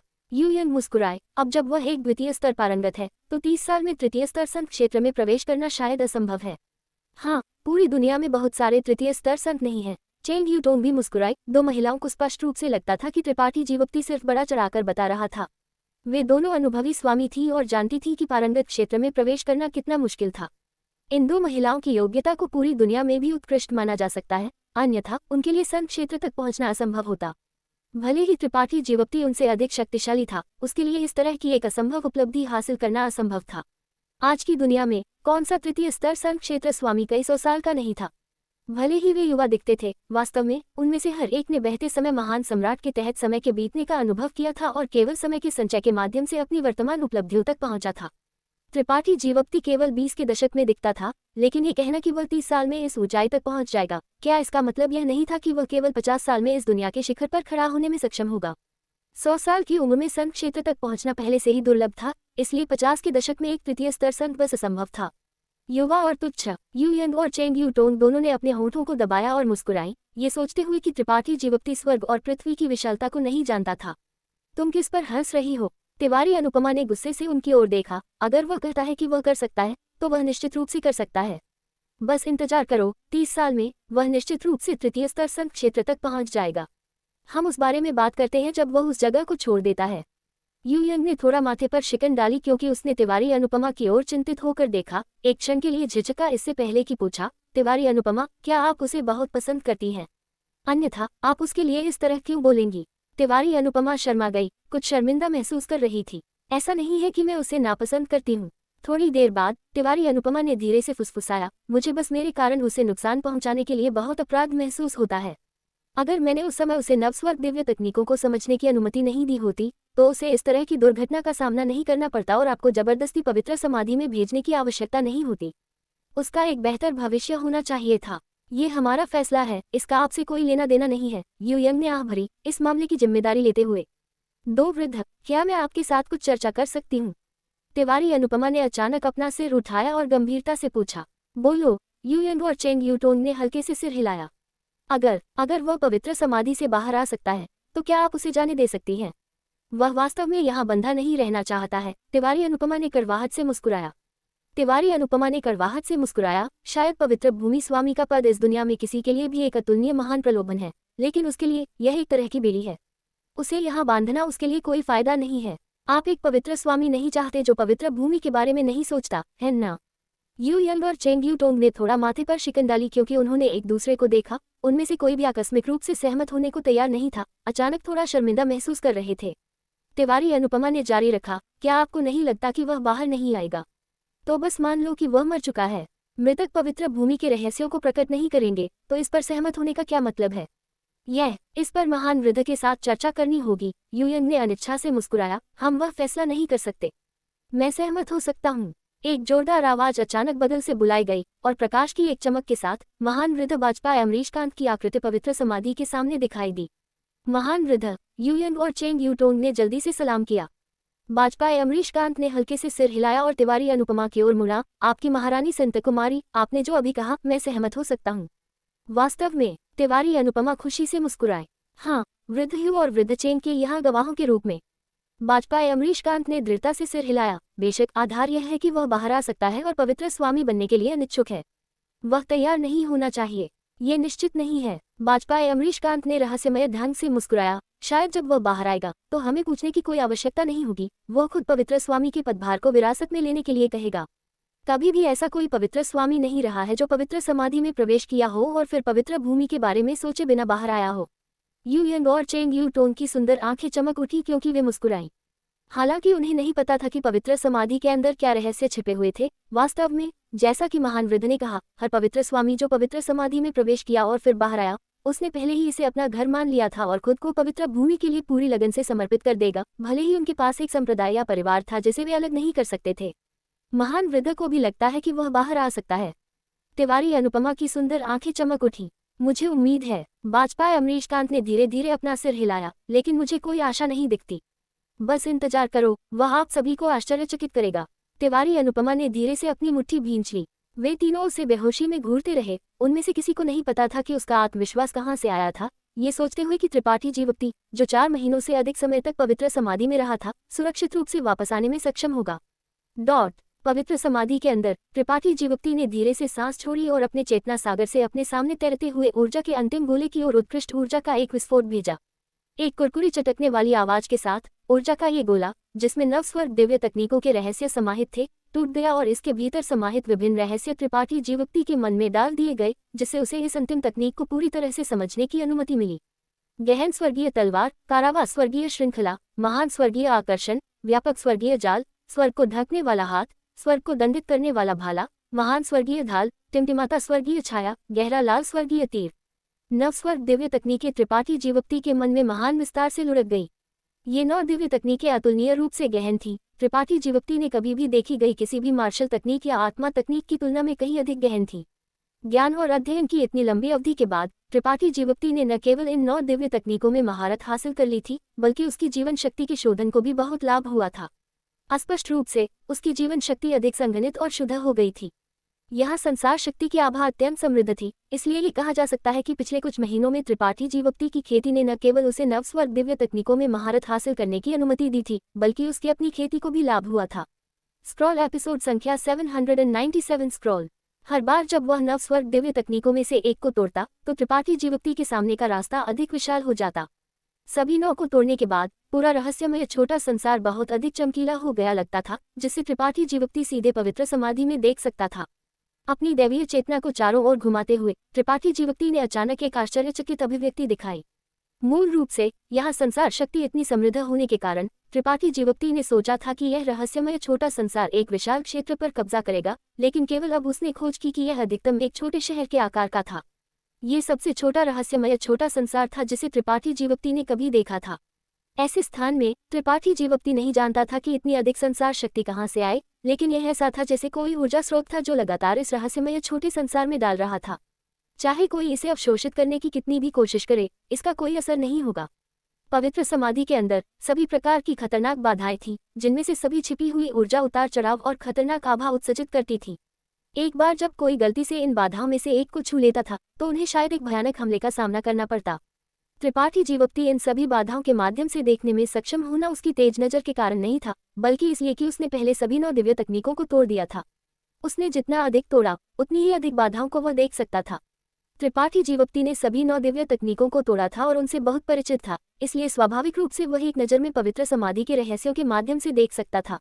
ज्यादा दूर नहीं, जमीन पर कई फीके कंकाल पड़े थे। उनका मांस और खून बहुत पहले चला गया था, यहाँ तक कि उनके कपड़े भी धूल में कम हो गए थे। ये कंकाल उन लोगों से संबंधित होने चाहिए जिन्होंने पवित्र समाधि में प्रवेश किया था लेकिन परीक्षा पास करने में विफल रहे और यहाँ दुखद रूप से मर गए। ये कंकाल पवित्र समाधि में पाए जा सकते थे, जिनकी संख्या कम से कम कुछ दर्जन थी। इन कंकालों के अलावा पवित्र समाधि के विभिन्न कोनों में विशाल ताबूत भी चुपचाप पड़े थे। ये ताबूत अजीब आकार के थे और रंग में अलग अलग थे, जिससे उन्हें एक भयानक और उदास दिखावट मिली। त्रिपाठी जीवोक्ति ने गुप्त रूप से अपनी जीवन शक्ति को संघनित किया, निकटतम ताबूत की ओर चलते हुए किसी भी अप्रत्याशित स्थितियों के लिए तैयारी की। थोड़ी देर बाद त्रिपाठी जीवोक्ति इस ताबूत के सामने पहुंचे। ताबूत बंद नहीं था और उसके अंदर एक मध्यम आयु वर्ग के व्यक्ति का शरीर पड़ा था जो बहुत बूढ़ा नहीं लगता था। त्रिपाठी जीवोक्ति ने अपनी भौहें उठाईं। उसकी आंखें आदमी के बाएं हाथ पर कांस्य अंगूठी से आकर्षित हुईं। लंबे समय तक ताबूत के बगल में खड़े रहने और यह पुष्टि करने के बाद कि इसके साथ छेड़छाड़ नहीं की गई थी, त्रिपाठी जीवोक्ति ने अपना हाथ बाहर निकाला और उस पर अंगूठी को छुआ। अगर उसका अनुमान सही था तो यह अंगूठी पवित्र स्वामी आत्मा की अंगूठी होनी चाहिए जिसका वाजपेयी अमरीशकांत ने उल्लेख किया था। हर वृद्ध पवित्र स्वामी की आत्मा की अंगूठी को पवित्र समाधि में लाएगा जब वे अपनी जीवनकाल के अंत तक पहुंचेंगे। अगले पवित्र स्वामी का सबसे बड़ा कार्य इस अंगूठी को पवित्र समाधि से वापस लाना था। क्योंकि यह अंगूठी पूरी नवस्वर्ग पवित्र भूमि के संचालन से संबंधित थी, इसके बिना कई स्थान थे जिन तक पहुंच असंभव थी। इसके अलावा इस व्यक्ति के शरीर की स्थिति से निर्णय लेते हुए उसकी मृत्यु ज्यादा देर पहले नहीं हुई होनी चाहिए। वह निश्चित रूप से पिछली पीढ़ी का पवित्र स्वामी था। एक तृतीय स्तर संत केवल 300 साल बाद मर गया। पूरी दुनिया में केवल नवस्वर्ग पवित्र भूमि में इस तरह की स्थिति होगी। उस व्यक्ति को देखते हुए त्रिपाठी जीवोक्ति आह भरे बिना नहीं रह सका। उसने महसूस किया कि अगर वह इस जगह का मालिक बन गया तो ये 300 साल बाद उसका ही चित्रण होगा। ये देखकर त्रिपाठी जीवोक्ति फुफकारने में मदद नहीं कर सका। पिछली पीढ़ी के पवित्र स्वामी की उंगली से अंगूठी को हटाकर त्रिपाठी जीवोक्ति ने ध्यान से इसकी जांच की, इससे पहले कि गुप्त रूप से अपना सिर हिलाया। वह पहचान नहीं कर सका कि यह अंगूठी किससे बनी थी, लेकिन ये किसी तरह के विशेष कार्य के साथ एक कलाकृति होनी चाहिए क्योंकि इस अंगूठी के अंदर बहुत अधिक स्पष्ट ऊर्जा बह रही थी जो दसियों हजारों सालों के बाद भी थोड़ा सा भी कमजोर नहीं हुई थी। जिस तरह से यह ऊर्जा बह रही थी वह काफी अजीब था, धीरे धीरे किसी तरह के स्पष्ट कानून का पालन कर रहा था, लेकिन इसे पता लगाना भी असंभव था। इस अंगूठी की जांच करते समय त्रिपाठी जीवोक्ति ने अचानक इसके अंदर से एक विनाशकारी बल आते हुए महसूस किया, जैसे कि एक विशाल अदृश्य हाथ इससे बाहर निकल गया था, अंतरिक्ष की बेड़ियों को तोड़कर और सीधे त्रिपाठी जीवोक्ति के चेतना सागर की गहराइयों में पहुंच गया, जिससे उसकी आत्मा कांप उठी। महान स्वर्गीय आकर्षण। त्रिपाठी जीवोक्ति पीला पड़ गया क्योंकि उसने तुरंत पहचान लिया कि इस आत्मा की अंगूठी से आने वाली ऊर्जा में नवस्वर्ग दिव्य तकनीकों के रहस्य समाहित थे। जल्दी से विरोध करने की कोशिश की, हालांकि इससे पहले कि वह कर सकता, त्रिपाठी जीवोक्ति के चेतना सागर में एक फीका प्रकाश चमका और गायब हो गया। अगले क्षण में त्रिपाठी जीवोक्ति ने महसूस किया कि उसके और इस पवित्र स्वामी आत्मा की अंगूठी के बीच एक सूक्ष्म संबंध था। उसका चेहरा अत्यंत उदास था। त्रिपाठी जीवोक्ति वही खड़ा रहा, अपने हाथ में पवित्र स्वामी आत्मा की अंगूठी को घूरकर देखा, ये चाहते हुए कि वह इसे बस नष्ट कर सकता। महान स्वर्गीय आकर्षण दूसरे के आत्मा ब्रांड को प्रभावित कर सकता है और इसे नियंत्रित कर सकता है। त्रिपाठी जीवोक्ति ने समुद्र के नीचे होने पर तिवारी अनुपमा से निपटने के लिए इस चाल का उपयोग किया था। उसका आत्मा ब्रांड प्राप्त करने के बाद त्रिपाठी जीवोक्ति तिवारी अनुपमा के जीवन और मृत्यु को नियंत्रित कर सकता था, साथ ही उसकी मानसिक गतिविधियों पर जासूसी भी कर सकता था। लेकिन इस क्षण में इस पवित्र स्वामी आत्मा की अंगूठी को वास्तव में महान स्वर्गीय आकर्षण के साथ मुहरबंद कर दिया गया था। उसका अपना आत्मा ब्रांड इसमें ब्रांडिंग कर रहा था। कहने की आवश्यकता नहीं है, त्रिपाठी जीवोक्ति जानता था कि यह उसकी मृत्यु से पहले पिछली पीढ़ी के पवित्र स्वामी का कर्तव्य था। एक तृतीय स्तर संत क्षेत्र स्वामी की विधि कुछ ऐसी थी जिसका त्रिपाठी जीवोक्ति विरोध नहीं कर सकता था, न ही वह हटा सकता था। इसका मतलब यह भी था कि त्रिपाठी जीवोक्ति इस अंगूठी को फेंक नहीं सकता था, भले ही वह चाहता था। इस अंगूठी के अंदर उसका आत्मा ब्रांड था, इसलिए एक बार जब इसे एक दुश्मन द्वारा प्राप्त कर लिया जाता था तो ये त्रिपाठी जीवोक्ति को नियंत्रित करने के बराबर था। त्रिपाठी जीवोक्ति श्राप दिए बिना नहीं रह सका। मूल रूप से उसने पवित्र स्वामी आत्मा की अंगूठी को बाहर निकालने और उसे बाजपाई अमरीशकांत को सौंपने की योजना बनाई थी ताकि उसकी रिहाई के बदले में, लेकिन अब जब पवित्र स्वामी आत्मा की अंगूठी उसका था तो वह इसे एक बाहरी व्यक्ति को नहीं सौंप सकता था। उसका मूड अचानक भयानक हो गया। इससे पहले कि त्रिपाठी जीवोक्ति ठीक हो पाता, पिछली पीढ़ी के पवित्र स्वामी के शरीर से ऊर्जा की एक विशाल मात्रा बाहर निकल आई जो उसके सामने ताबूत में सो रहा था। उसी समय पवित्र समाधि के अंदर सभी दिशाओं में रखे गए ताबूतों से ऊर्जा की एक समान मात्रा बाहर निकली और त्रिपाठी जीवोक्ति की ओर दौड़ पड़ी। ऐसा लगता था कि त्रिपाठी जीवोक्ति उनके आकर्षण का स्रोत बन गया था। पलक झपकते ही त्रिपाठी जीवोक्ति ने अपने चेतना सागर की रक्षा को सीधे फाड़ दिए जाने महसूस किया और सभी ऊर्जा उसके चेतना सागर में डाल दी गई, जिससे उसकी चेतना उलट गई और उसका सिर दर्द करने लगा। त्रिपाठी जीवोक्ति का चेहरा फीका पड़ गया और उसने थोड़ा सा भी अपेक्षा दिखाने की हिम्मत नहीं की। जल्दी से पालथी मारकर बैठ गया और अपनी चेतना को अपने चेतना सागर में डुबो दिया, अपनी आत्मा अवतार को प्रकट किया। चारों ओर देखते हुए त्रिपाठी जीवोक्ति का चेतना सागर अशांत लहरों से भरा हुआ था, जैसे कि इन ऊर्जा धाराओं के आक्रमण के कारण उसका चेतना सागर सहज रूप से विरोध कर रहा था। एक उग्र आग की तरह समुद्र दहाड़ उठा और आगे बढ़ा, लहरों को रोल करते हुए जो अनचाहे मेहमानों की ओर दौड़ पड़ी। ये ऊर्जा धाराएं त्रिपाठी जीवोक्ति के ज्वलंत चेतना सागर से बहुत डरती थीं और सभी हताश होकर उनसे बचने की कोशिश कर रही थी। चकमा देते समय अदृश्य आध्यात्मिक ऊर्जा उतार चढ़ाव की परतें इन ऊर्जा धाराओं से फैल गई और त्रिपाठी जीवोक्ति के आत्मा अवतार पर हमला किया। त्रिपाठी जीवोक्ति का चेहरा संदेह से भर गया क्योंकि उसने बिना पलक झपकाए उन ऊर्जा धाराओं को घूरकर देखा जो उसके चेतना सागर में दौड़ पड़ी। उसका मन धीरे धीरे स्थिर हो रहा था। दहाड़ता और उभरता समुद्र भी धीरे धीरे शांत हो गया। त्रिपाठी जीवोक्ति देख सकता था कि ये ऊर्जा धाराएं सभी नवस्वर पवित्र भूमि के पिछले पवित्र स्वामी द्वारा पीछे छोड़ी गई इच्छाएं थी। सख्ती से बोलते हुए वे उनकी आत्माएं थीं। हालांकि कुछ अज्ञात कारणों से इस क्षण में इन आत्माओं में ज्यादा चेतना नहीं थी, जैसे कि वे बस उन इच्छाओं का पालन कर रहे थे जो उन्होंने अपनी मृत्यु से पहले निर्धारित की थी और यांत्रिक रूप से अपने कार्यों को पूरा कर रहे थे। इन आत्माओं का उसे नुकसान पहुंचाने का कोई इरादा नहीं था। इसके बजाय वे लगातार आध्यात्मिक ऊर्जा उतार चढ़ाव उत्सर्जित कर रहे थे, उसके आत्मा अवतार पर हमला कर रहे थे, जैसे कि वे कुछ उसमें डालने की कोशिश कर रहे थे। त्रिपाठी जीवोक्ति ने अपना सिर तिरछा किया और एक क्षण के लिए सोचा, इससे पहले कि अपनी आत्मा को खोलने के लिए इन लोगों को उसमें डालने की कोशिश कर रहे आध्यात्मिक ऊर्जा को स्वीकार किया। एक क्षण बाद त्रिपाठी जीवोक्ति की अभिव्यक्ति अजीब हो गई। उसने जो सोचा था उसके विपरीत इन लोगों की आत्माएं उसमें किसी तरह की गुप्त कला या गुप्त तकनीक डालने की कोशिश नहीं कर रही थी, बल्कि वे उसे दिमाग धोने की कोशिश कर रहे थे। थोड़ी देर बाद त्रिपाठी जीवोक्ति ने नवस्वर पवित्र भूमि के बारे में अपनी राय बदलना शुरू कर दिया, गुप्त रूप से सोचते हुए कि यहाँ रहना एक बुरा विचार नहीं था। एक पवित्र स्वामी बनने से न केवल उसे महान शक्ति मिली, वह दसियों हजारों शिष्यों को आदेश दे सकता था, बल्कि वह कम से कम समय में मार्शल दाव के शिखर तक पहुंच सकता था। बाहर की दुनिया में अकेले घूमने, जीवन की कड़वाहट का अनुभव करने की तुलना में ये निस्संदेह बहुत बेहतर था। ये सोचकर त्रिपाठी जीवोक्ति आराम करने लगा और अधिक आराम महसूस करने लगा। उसी समय उसने ये भी महसूस किया कि इन पिछले पवित्र स्वामी की आत्माएं बहुत अधिक अंतरंग थी, इसलिए वह मदद नहीं कर सका, लेकिन उनके उपदेशों को सुनना चाहता था। एक ठंडक महसूस करते हुए त्रिपाठी जीवोक्ति ने जल्दी से अपनी आत्मा अवतार को सील कर दिया और सभी भटकाने वाले विचारों को बाहर निकाल दिया। ठंड से उसके आसपास भटकने वाली आत्मा को घूर कर देखा तो यह ऐसा है, त्रिपाठी जीवोक्ति ने धीरे से व्यंग्य किया। उसकी आंखें दुर्भावना से भरी हुई थीं। वह हमेशा उत्सुक रहा था कि संत कुमारियों द्वारा वापस लाए गए पवित्र स्वामी अचानक इस जगह को क्यों चुनेंगे, भले ही उनकी जीवनकाल कम हो जाए। ये पता चला कि पवित्र समाधि में इन आत्माओं ने उन्हें ऐसा करने के लिए प्रेरित किया था। अगर ये त्रिपाठी जीवोक्ति की असाधारण आध्यात्मिक ऊर्जा के लिए नहीं होता तो वह शायद उन पवित्र स्वामी के नक्शे कदम पर चला जाता और 2 घंटे से कम समय में उनमें से एक बन जाता। इन पिछले पवित्र स्वामी की आत्माओं द्वारा उत्सर्जित आध्यात्मिक ऊर्जा उतार चढ़ाव में एक बहुत मजबूत शांत प्रभाव था। इस प्रभाव के तहत कोई भी जो यहाँ आया था उसे नवस्वर पवित्र भूमि के प्रति एक जुड़ाव महसूस होगा, जिससे यह उनके जीवन का लक्ष्य बन जाएगा। हालांकि पवित्र समाधि में प्रवेश करने वाले सभी पवित्र स्वामी उम्मीदवारों में से सबसे मजबूत ने प्रथम स्तर पारंगत क्षेत्र को पार नहीं किया था, इसलिए उनकी आत्माएं स्वाभाविक रूप से बहुत मजबूत नहीं थी। त्रिपाठी जीवोक्ति अलग था, उसकी खेती कम नहीं थी और उसकी आध्यात्मिक ऊर्जा उसकी शारीरिक ताकत से कहीं अधिक थी, इसलिए वह इन उद्देश्यपूर्ण प्रेरणाओं का एक निश्चित सीमा तक विरोध करने में सक्षम था। इसके अलावा त्रिपाठी जीवोक्ति एक पवित्र भूमि का पवित्र स्वामी नहीं बनना चाहता था, इसलिए वह जल्दी से इस आरामदायक स्थिति से बाहर निकल गया। इन आत्माओं के रहस्यों को समझते हुए त्रिपाठी जीवोक्ति अचानक निडर हो गए।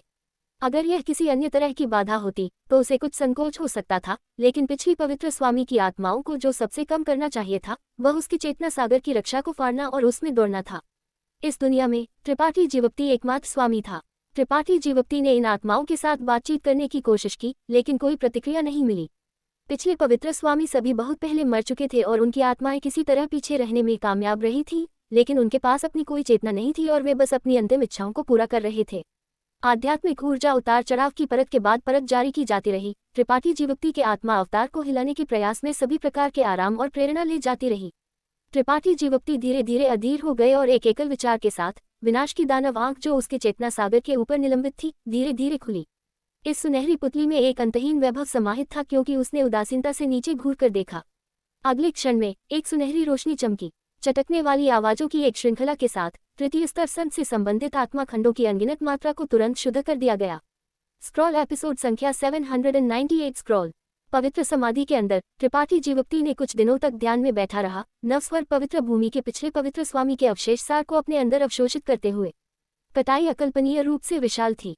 हालांकि उसकी खेती में कोई बदलाव नहीं आया था, क्योंकि ये सभी सार तृतीय स्तर संतों की अंतर्दृष्टि थे। त्रिपाठी जीवप्ती ने तुरंत अपने भविष्य के मार्ग की एक स्पष्ट समझ हासिल कर ली। जब तक उसकी शारीरिक शक्ति बनाए रख सकती थी, त्रिपाठी जीवप्ती बिना किसी चिंता के इस मार्ग पर चलना जारी रख सकता था। ये कहा जा सकता है कि इससे पहले कि वह तृतीय स्तर संत क्षेत्र तक पहुंचे, उसे हर बार प्रवेश करने की कोशिश करने पर कोई अड़चन नहीं आएगी। इस तरह का सौभाग्य लगभग हर खेती करने वाले का सपना था।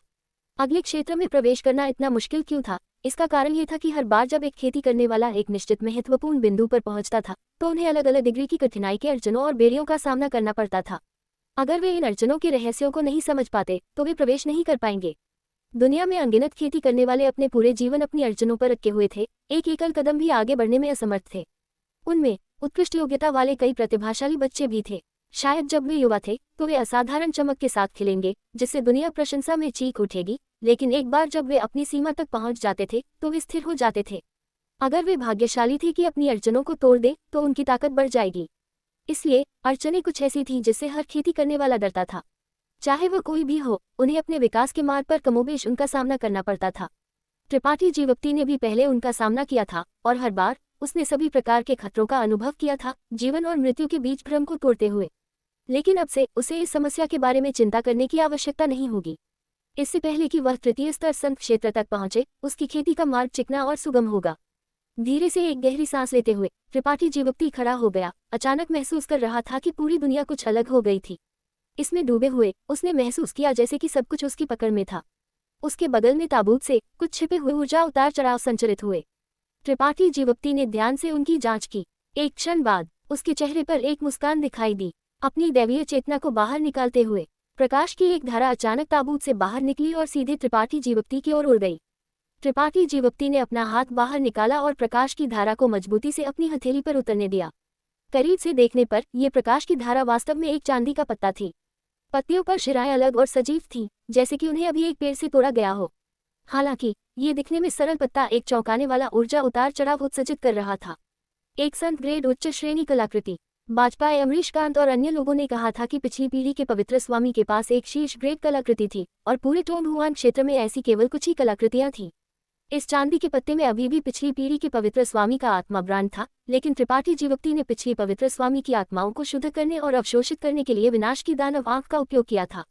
स्वाभाविक रूप से वह पिछली पीढ़ी के दिव्य आत्मा ब्रांड को नियंत्रित कर सकता था। न केवल पिछली पीढ़ी बल्कि हर किसी के दिव्य आत्मा ब्रांड को उसके द्वारा नियंत्रित किया जा सकता था।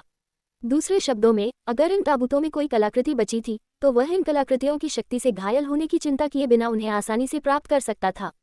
त्रिपाठी जीवप्ती ने कभी भी इस तरह की कलाकृति पहले नहीं देखी थी, लेकिन कई अलग अलग प्रकार की कलाकृतियां थीं। उनके आकार सभी अलग अलग थे। इस चांदी के पत्ते में एक अद्वितीय शक्ति होनी चाहिए, इसलिए उसने इसे परिष्कृत नहीं किया। त्रिपाठी जीवप्ती इसके बारे में ज्यादा नहीं जानता था, इसलिए उसने इसे अस्थायी रूप से काली किताब अंतरिक्ष में रख दिया। पवित्र समाधि के अंदर विभिन्न खतरनाक बाधाओं से बचते हुए त्रिपाठी जीवप्ती उत्साह से दूसरे ताबूत की ओर चला गया। वह इस जगह को साफ करना चाहता था। एक एक करके ताबूतों की खोज करते हुए त्रिपाठी जीवप्ती ने पाया कि लगभग हर ताबूत में किसी तरह की कटाई थी। ये वृद्ध पवित्र स्वामी सभी शीर्ष स्वामी थे, इसलिए उनके द्वारा उपयोग की जाने वाली कलाकृतियां स्वाभाविक रूप से बुरी नहीं थीं। वे सभी संत ग्रेड कलाकृतियां थीं। उनमें से अधिकांश संत ग्रेड मध्य श्रेणी थी, कुछ संत ग्रेड निम्न श्रेणी थी और एकमात्र संत ग्रेड उच्च श्रेणी कलाकृति चांदी का पत्ता थी। ये स्पष्ट था कि ऐसी कलाकृतियां कितनी दुर्लभ थीं। हालांकि ये कलाकृतियां काफी अच्छी थी, त्रिपाठी जीवप्ती ने उनकी ज्यादा परवाह नहीं की।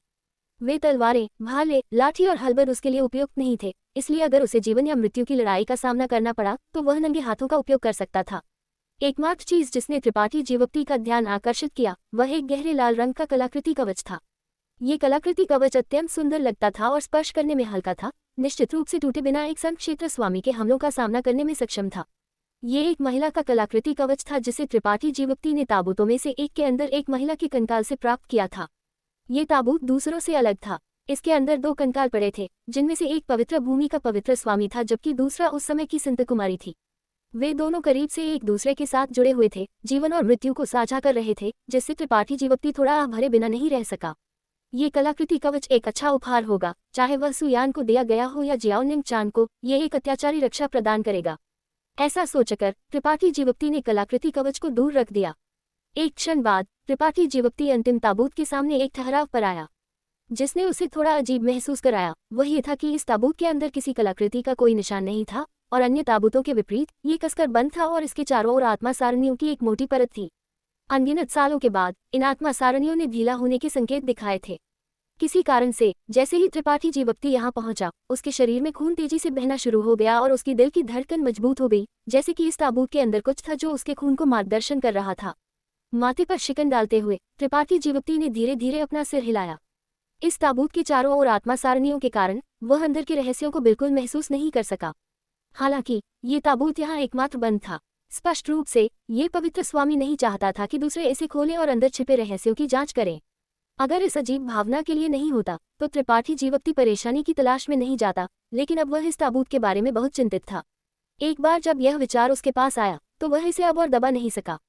इसके बारे में थोड़ी देर सोचने के बाद त्रिपाठी जीवप्ती की अभिव्यक्ति दृढ़ हो गई, क्योंकि उसने अपना हाथ उठाया और ताबूत को थपथपाया। जीवन शक्ति बाहर निकल रही थी।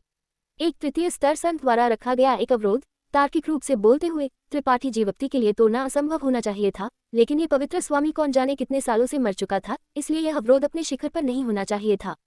त्रिपाठी जीवप्ती को इन आत्मा सारणियों को पूरी तरह से नष्ट करने में आधा घंटा से भी कम समय लगा।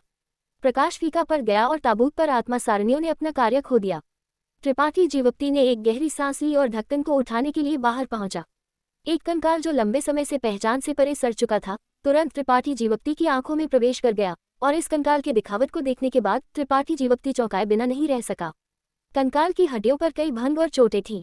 कंकाल में लगभग 80% हड्डियां टूटी हुई थीं। त्रिपाठी जीवप्ती गहराई से चौंक गया। यहाँ पड़ा हर पवित्र स्वामी एक शिखर तृतीय स्तर संत था, और यह एक स्पष्ट रूप से कोई अपवाद नहीं था। जब किसी की ताकत इस स्तर तक पहुंच जाती है, चाहे वह उनके शरीर की ताकत हो या उनकी हड्डियों की कठोरता, वे अत्यंत शक्तिशाली हो जाएंगे। बहुत कम हमले थे जो उन्हें तोड़ सकते थे। हालांकि त्रिपाठी जीवप्ती के सामने के दृश्य ने दिखाया कि इस पवित्र स्वामी की मृत्यु से पहले उसने एक शक्तिशाली दुश्मन के साथ एक भयंकर लड़ाई लड़ी थी।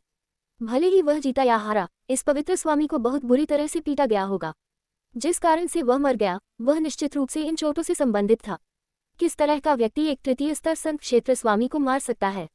एक बेहोशी में त्रिपाठी जीवप्ती की आंखें इस कंकाल की छाती पर रखी एक अंधेरी बोतल से आकर्षित हुईं। इस पवित्र स्वामी की मृत्यु से पहले उसके हाथ एक साथ बंधे हुए थे, इस अंधेरी बोतल को अपनी छाती के करीब पकड़े हुए थे। इस बोतल पर एक आत्मा सारणी भी रखी गई थी। प्रतीत होता है कि अंदर क्या था उसे बचाने के लिए। इस बोतल से एक भयानक बुराई शक्ति फैल गई, जिससे त्रिपाठी जीवप्ती को अचानक ऐसा महसूस हुआ जैसे कि उसके शरीर और मन को यातना दी जा रही हो। एस्टरिस्क चाचा, एस्टरिस्क, एक कुरकुरी आवाज बज उठी। ऐसा लगता था कि त्रिपाठी जीवप्ती ने ताबूत की आत्मा सारणी को तोड़ दिया था। बोतल के अंदर की चीज अस्थिर हो गई थी और अब बाहर निकलने के लिए हिंसक रूप से संघर्ष कर रही थी। अंधेरी बोतल इस तरह के एक प्रभाव का सामना करने में असमर्थ थी और एक पल में इसकी सतह पर अनगिनत दरारें दिखाई दी। बोतल पर आत्मा सारणी का प्रकाश भी अजीब तरह से चमका। त्रिपाठी जीवप्ती ने बस उदासीनता से देखा, इसे रोकने का कोई इरादा नहीं दिखाते हुए। उसे एक भावना थी कि इस बोतल के अंदर की चीज किसी तरह उससे संबंधित थी। किसी तरह उसने कुछ सुराग महसूस किए थे। एस्टरिस्क कचा, एस्टरिस्क, एक कुरकुरी आवाज के साथ अंधेरी बोतल अचानक टुकड़ों में टूट गई और एक सुनहरी रोशनी दिखाई दी, जो एक चमकीली चमक उत्सर्जित कर रही थी, जिसने पूरी पवित्र समाधि को रोशन कर दिया।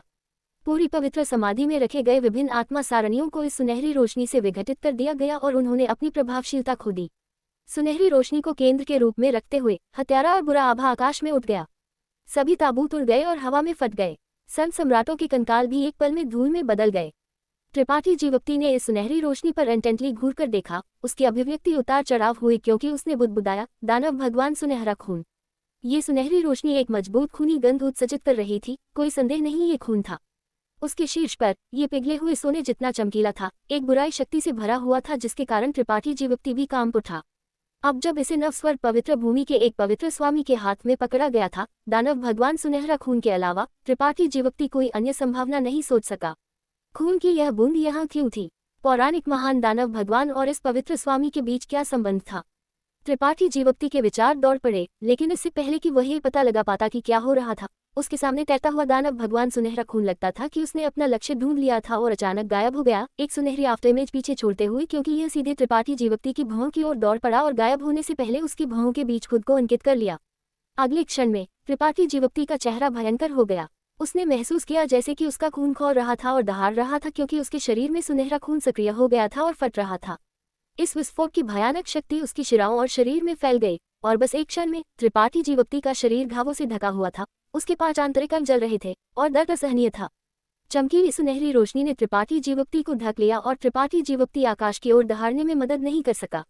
रहस्यमय छोटे संसार के ऊपर हवा और बादल बदलना शुरू हो गए, क्योंकि एक मोटी खून शक्ति हवा में भर गई, पूरे रहस्यमय छोटे संसार को सोने और खून लाल के एक अजीब मिश्रण से भर दिया।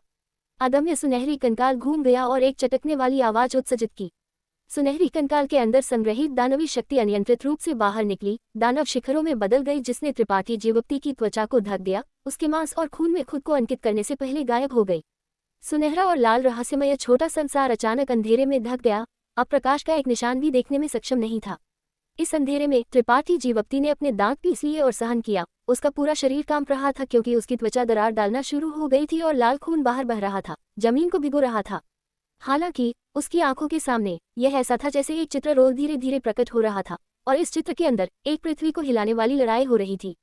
स्क्रॉल एपिसोड संख्या 799 स्क्रॉल। त्रिपाठी जीवप्ती ने देखने के लिए अपनी आंखें नहीं खोली, नहीं उसने कुछ भी महसूस करने के लिए अपनी दैवीय चेतना का उपयोग किया, लेकिन इस महान लड़ाई का दृश्य अभी भी उसकी चेतना में संचरित हो रहा था। जल्द ही त्रिपाठी जीवप्ती का ध्यान इस लड़ाई में पूरी तरह से अवशोषित हो गया, धीरे धीरे अपना दर्द भूल गया और अपना सारा ध्यान इस पर केंद्रित कर दिया। इस लड़ाई में शामिल दोनों पक्ष शीर्ष स्तरीय स्वामी थे, उनमें से प्रत्येक की चालें अकल्पनीय रूप से शक्तिशाली ऊर्जा उतार चढ़ाव दे रही थी, जो स्वर्ग और पृथ्वी को नष्ट करने में सक्षम लगती थी। एक तरफ दानवी शक्ति से भरा हुआ एक स्वामी था, जबकि दूसरी तरफ एक सुंदर मध्यम आयु वर्ग का व्यक्ति था, जिसकी हर हरकत शांतता की एक हवा उत्सर्जित करती थी। पूर्व की दिखावट ने त्रिपाठी जीवप्ती को कुछ परिचित महसूस कराया और थोड़ी देर तक सोचने के बाद उसकी आंखें चमक उठी, क्योंकि उसने अचानक समझ लिया कि दानवी शक्ति से भरा हुआ ये स्वामी कौन था। महान दानव भगवान, किंवदंती में सबसे शक्तिशाली महान दानव भगवान।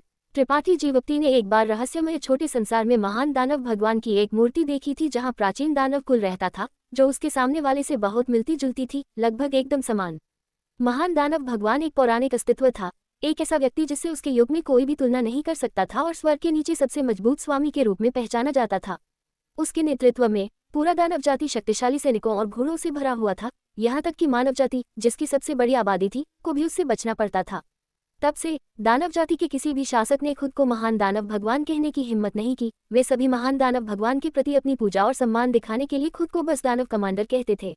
ये कहा गया था कि एक बार एक दानव कमांडर था जो बहुत रणनीतिक नहीं था और खुद को महान दानव भगवान घोषित कर दिया था, लेकिन इससे पहले कि वो कुछ दिनों तक इस सर्वोच्च शक्ति का आनंद ले पाता, उसे उसके अधीनस्थों द्वारा घेर लिया गया और मार डाला गया। ये स्पष्ट था कि महान दानव भगवान ने दानव जाति पर किस तरह का प्रभाव छोड़ा था। उसके सामने के दृश्य से निर्णय लेते हुए यह महान दानव भगवान अभी भी विकास की प्रक्रिया में होना चाहिए और अभी तक अपने शिखर तक नहीं पहुंचा था। फिर भी उस समय उसके खिलाफ लड़ने वाले लोगों की संख्या अत्यंत दुर्लभ थी। यह मध्यम आयु वर्ग का व्यक्ति उनमें से एक होना चाहिए। नवस्वर पवित्र भूमि का पवित्र स्वामी, उसका असली शरीर जो अनगिनत स्थानों पर टूट गया था। त्रिपाठी जीवप्ती थोड़ा उत्साहित महसूस किए बिना नहीं रह सका। वह नहीं जानता था कि वह इस लड़ाई को क्यों देखने में सक्षम था जो अनगिनत सालों पहले हुई थी, लेकिन वह अनुमान लगा सकता था कि इसका दानव भगवान के खून की बूंद से कुछ लेना देना था। शायद दानव भगवान का खून महान दानव भगवान की यादों को ले जाता था, जिससे वह इसे देखने में सक्षम होता था। महान दानव भगवान और उस समय का पवित्र स्वामी दोनों तृतीय स्तर संत थे, इसलिए ये लड़ाई शिखर संतों के बीच एक अंतिम प्रतियोगिता होनी चाहिए थी। कोई नहीं जानता था कि युद्ध कैसे शुरू हुआ, लेकिन जब त्रिपाठी जीवप्ती ने इसे देखा तो ये पहले ही शुरू हो चुका था। बार बार वे एक दूसरे से भयंकर रूप से टकराए। उन दोनों ने अपनी पूरी ताकत छोड़ दी। उन्होंने जमीन से आसमान तक, आसमान से स्टारफील्ड तक और फिर स्टारफील्ड से जमीन तक लड़ाई लड़ी। दृश्य अत्यंत तेजी से बदल गया और दोनों की ताकत भी बराबर थी। कम समय में विजेता का निर्धारण करना असंभव था, लेकिन त्रिपाठी जीवप्ती इससे मंत्रमुग्ध था। अधीरता का थोड़ा सा भी निशान नहीं था। इस तरह की एक पृथ्वी को हिलाने वाली लड़ाई का गवाह बनना उसके विकास के लिए बहुत लाभदायक था। महान शक्तियों की छोटी पीढ़ी को अक्सर उनके वरिष्ठों द्वारा उच्च क्षेत्र के खेती करने वाले के बीच एक लड़ाई देखने के लिए ले जाया जाता था, ताकि कुछ लड़ाई का अनुभव हासिल किया जा सके और कुछ चीजों को समझा जा सके जिन्हें वे अपनी दैनिक खेती में नहीं समझ सकते थे। ये कहा जा सकता है कि त्रिपाठी जीवप्ती के सामने जो रखा गया था वह एक अवसर था। लड़ाई में दोनों की अनुकूलनशीलता और जिस तरह से उन्होंने अपनी ऊर्जा जारी की, उसने त्रिपाठी जीवप्ती को सोचने पर मजबूर किया, ध्यान से स्थिति का निरीक्षण किया और इसे अपने साथ सत्यापित किया। समय बीत गया और एक अज्ञात समय के बाद दोनों के बीच का संतुलन, जो मूल रूप से बराबर थे, धीरे धीरे टूट गया। पवित्र स्वामी शायद जीतने के लिए बहुत उत्सुक था या किसी अन्य कारण से अपनी किसी भी चाल का उपयोग करने में असमर्थ था। जल्द ही वह एक नुकसान में था। महान दानव भगवान का मुद्रा जंगली था। एक पागल की तरह उसने मारने के लिए इस अवसर का फायदा उठाया। त्रिपाठी जीवप्ती ने मन से देखा। त्रिपाठी जीवप्ती की आंखों के सामने का दृश्य अचानक बदल गया। शायद बहुत अधिक समय बीत जाने के कारण दानव भगवान के खून की बूंद की याद बहुत सुसंगत नहीं थी। जब तक त्रिपाठी जीवप्ती ने फिर से देखा, तब तक इस लड़ाई का परिणाम पहले ही तय हो चुका था। पवित्र स्वामी ने खून का एक घूंट खांसा। उसका चेहरा फीका पड़ गया क्योंकि वह प्रकाश की एक धार में बदल गया और जल्दी से महान दानव भगवान से भाग गया। जाने से पहले वह महान दानव भगवान के सुनहरे खून की एक बूंद अपने साथ ले गया। महान दानव भगवान वहीं खड़ा रहा, ठन से और घमंड से अपने बिखरे हुए आंकड़े को घूरकर देखता रहा, पीछा करने का कोई इरादा नहीं दिखाते हुए। एक क्षण बाद उसकी आकृति चमकी और गायब हो गई। त्रिपाठी जीवप्ती के मन में दृश्य कट गया। त्रिपाठी जीवप्ती ने एक लंबी सांस ली और धीरे धीरे अपने दिल में उत्साह को शांत किया। उसने कभी उम्मीद नहीं की थी कि वह इस तरह से महान दानव भगवान को अपनी आंखों से देखने में सक्षम होगा। टोन हुआन क्षेत्र में आने के बाद से त्रिपाठी जीवप्ती ने विभिन्न लोगों से इस आदमी के बारे में कई किंवदंतियां सुनी थीं और जानता था कि उसका इस आदमी के साथ एक अविभाज्य संबंध था। अदम्य सुनहरी कंकाल उसका शरीर था, विनाश की दानव आंख उसकी आंखें थीं और यहाँ तक कि शब्दहीन काली किताब भी उसके द्वारा बनाई गई थी। दुर्भाग्य से उसकी मृत्यु इतने सालों पहले हो गई थी कि त्रिपाठी जीवप्ती इसे कभी देखने में सक्षम नहीं रहा था। अब त्रिपाठी जीवप्ती को आखिरकार वह मिल गया जो वह चाहता था।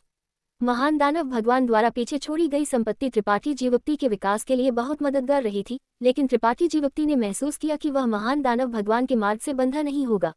इसके विपरीत त्रिपाठी जीवप्ती को विश्वास था कि वह एक मार्ग पर चल सकता है जिसे महान दानव भगवान नहीं कर सका और उसकी उपलब्धियों को पार कर सकता है। केवल इस तरह से वह उसके पास मौजूद विशाल संसाधनों पर खरा उतर सकता था और केवल इस तरह से वह साबित कर सकता था कि उसके पास सब कुछ ऐसा नहीं था जिसे महान दानव भगवान ने व्यवस्थित किया हो। हालांकि इस तरह की एक महान लड़ाई देखने के बाद त्रिपाठी जीवप्ती ने आखिरकार समझ लिया कि उस ताबूत के साथ क्या हो रहा था। पवित्र स्वामी के शरीर को नुकसान महान दानव भगवान द्वारा पीछे छोड़ा गया होना चाहिए था। उस लड़ाई के बाद वह पवित्र भूमि में वापस आया और उसके तुरंत बाद मर जाना चाहिए था, दानव भगवान के सुनहरे खून को पीछे छोड़ते हुए, क्योंकि वह इसे स्वीकार करने को तैयार नहीं था। लेकिन आज इसने त्रिपाठी जीवप्ती की जिज्ञासा को जगाया था, जिससे उसे दानव भगवान सुनहरा खून प्राप्त करने और उस भयंकर लड़ाई को देखने की अनुमति मिली थी। पवित्र समाधि के अंदर त्रिपाठी जीवप्ती ने धीरे धीरे अपनी आंखें खोली। किसी समय अंधेरा जो इस जगह को भर चुका था पीछे हट गया था, जो अपने मूल उदास वातावरण में वापस आ गया था। अपने शरीर की जांच करते हुए त्रिपाठी जीवप्ती थोड़ा आश्चर्यचकित था। हालांकि उसके शरीर पर कई घाव थे, उसकी शक्तिशाली लचीलापन के साथ ये चोटें महत्वपूर्ण नहीं थी।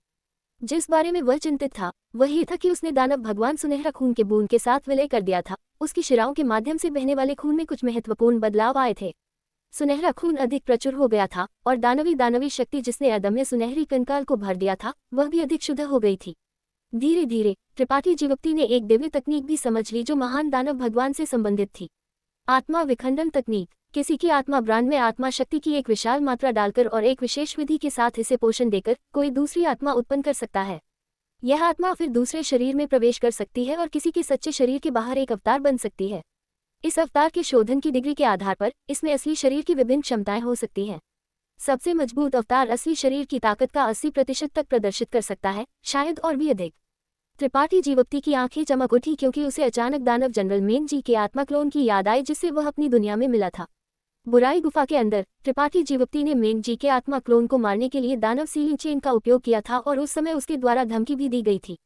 ये तब तक नहीं था जब तक वह टोन हुआन क्षेत्र में नहीं आया था कि त्रिपाठी जीवप्ती ने समझ लिया कि मेन जी किस तरह का व्यक्ति था और वह कितना शक्तिशाली था।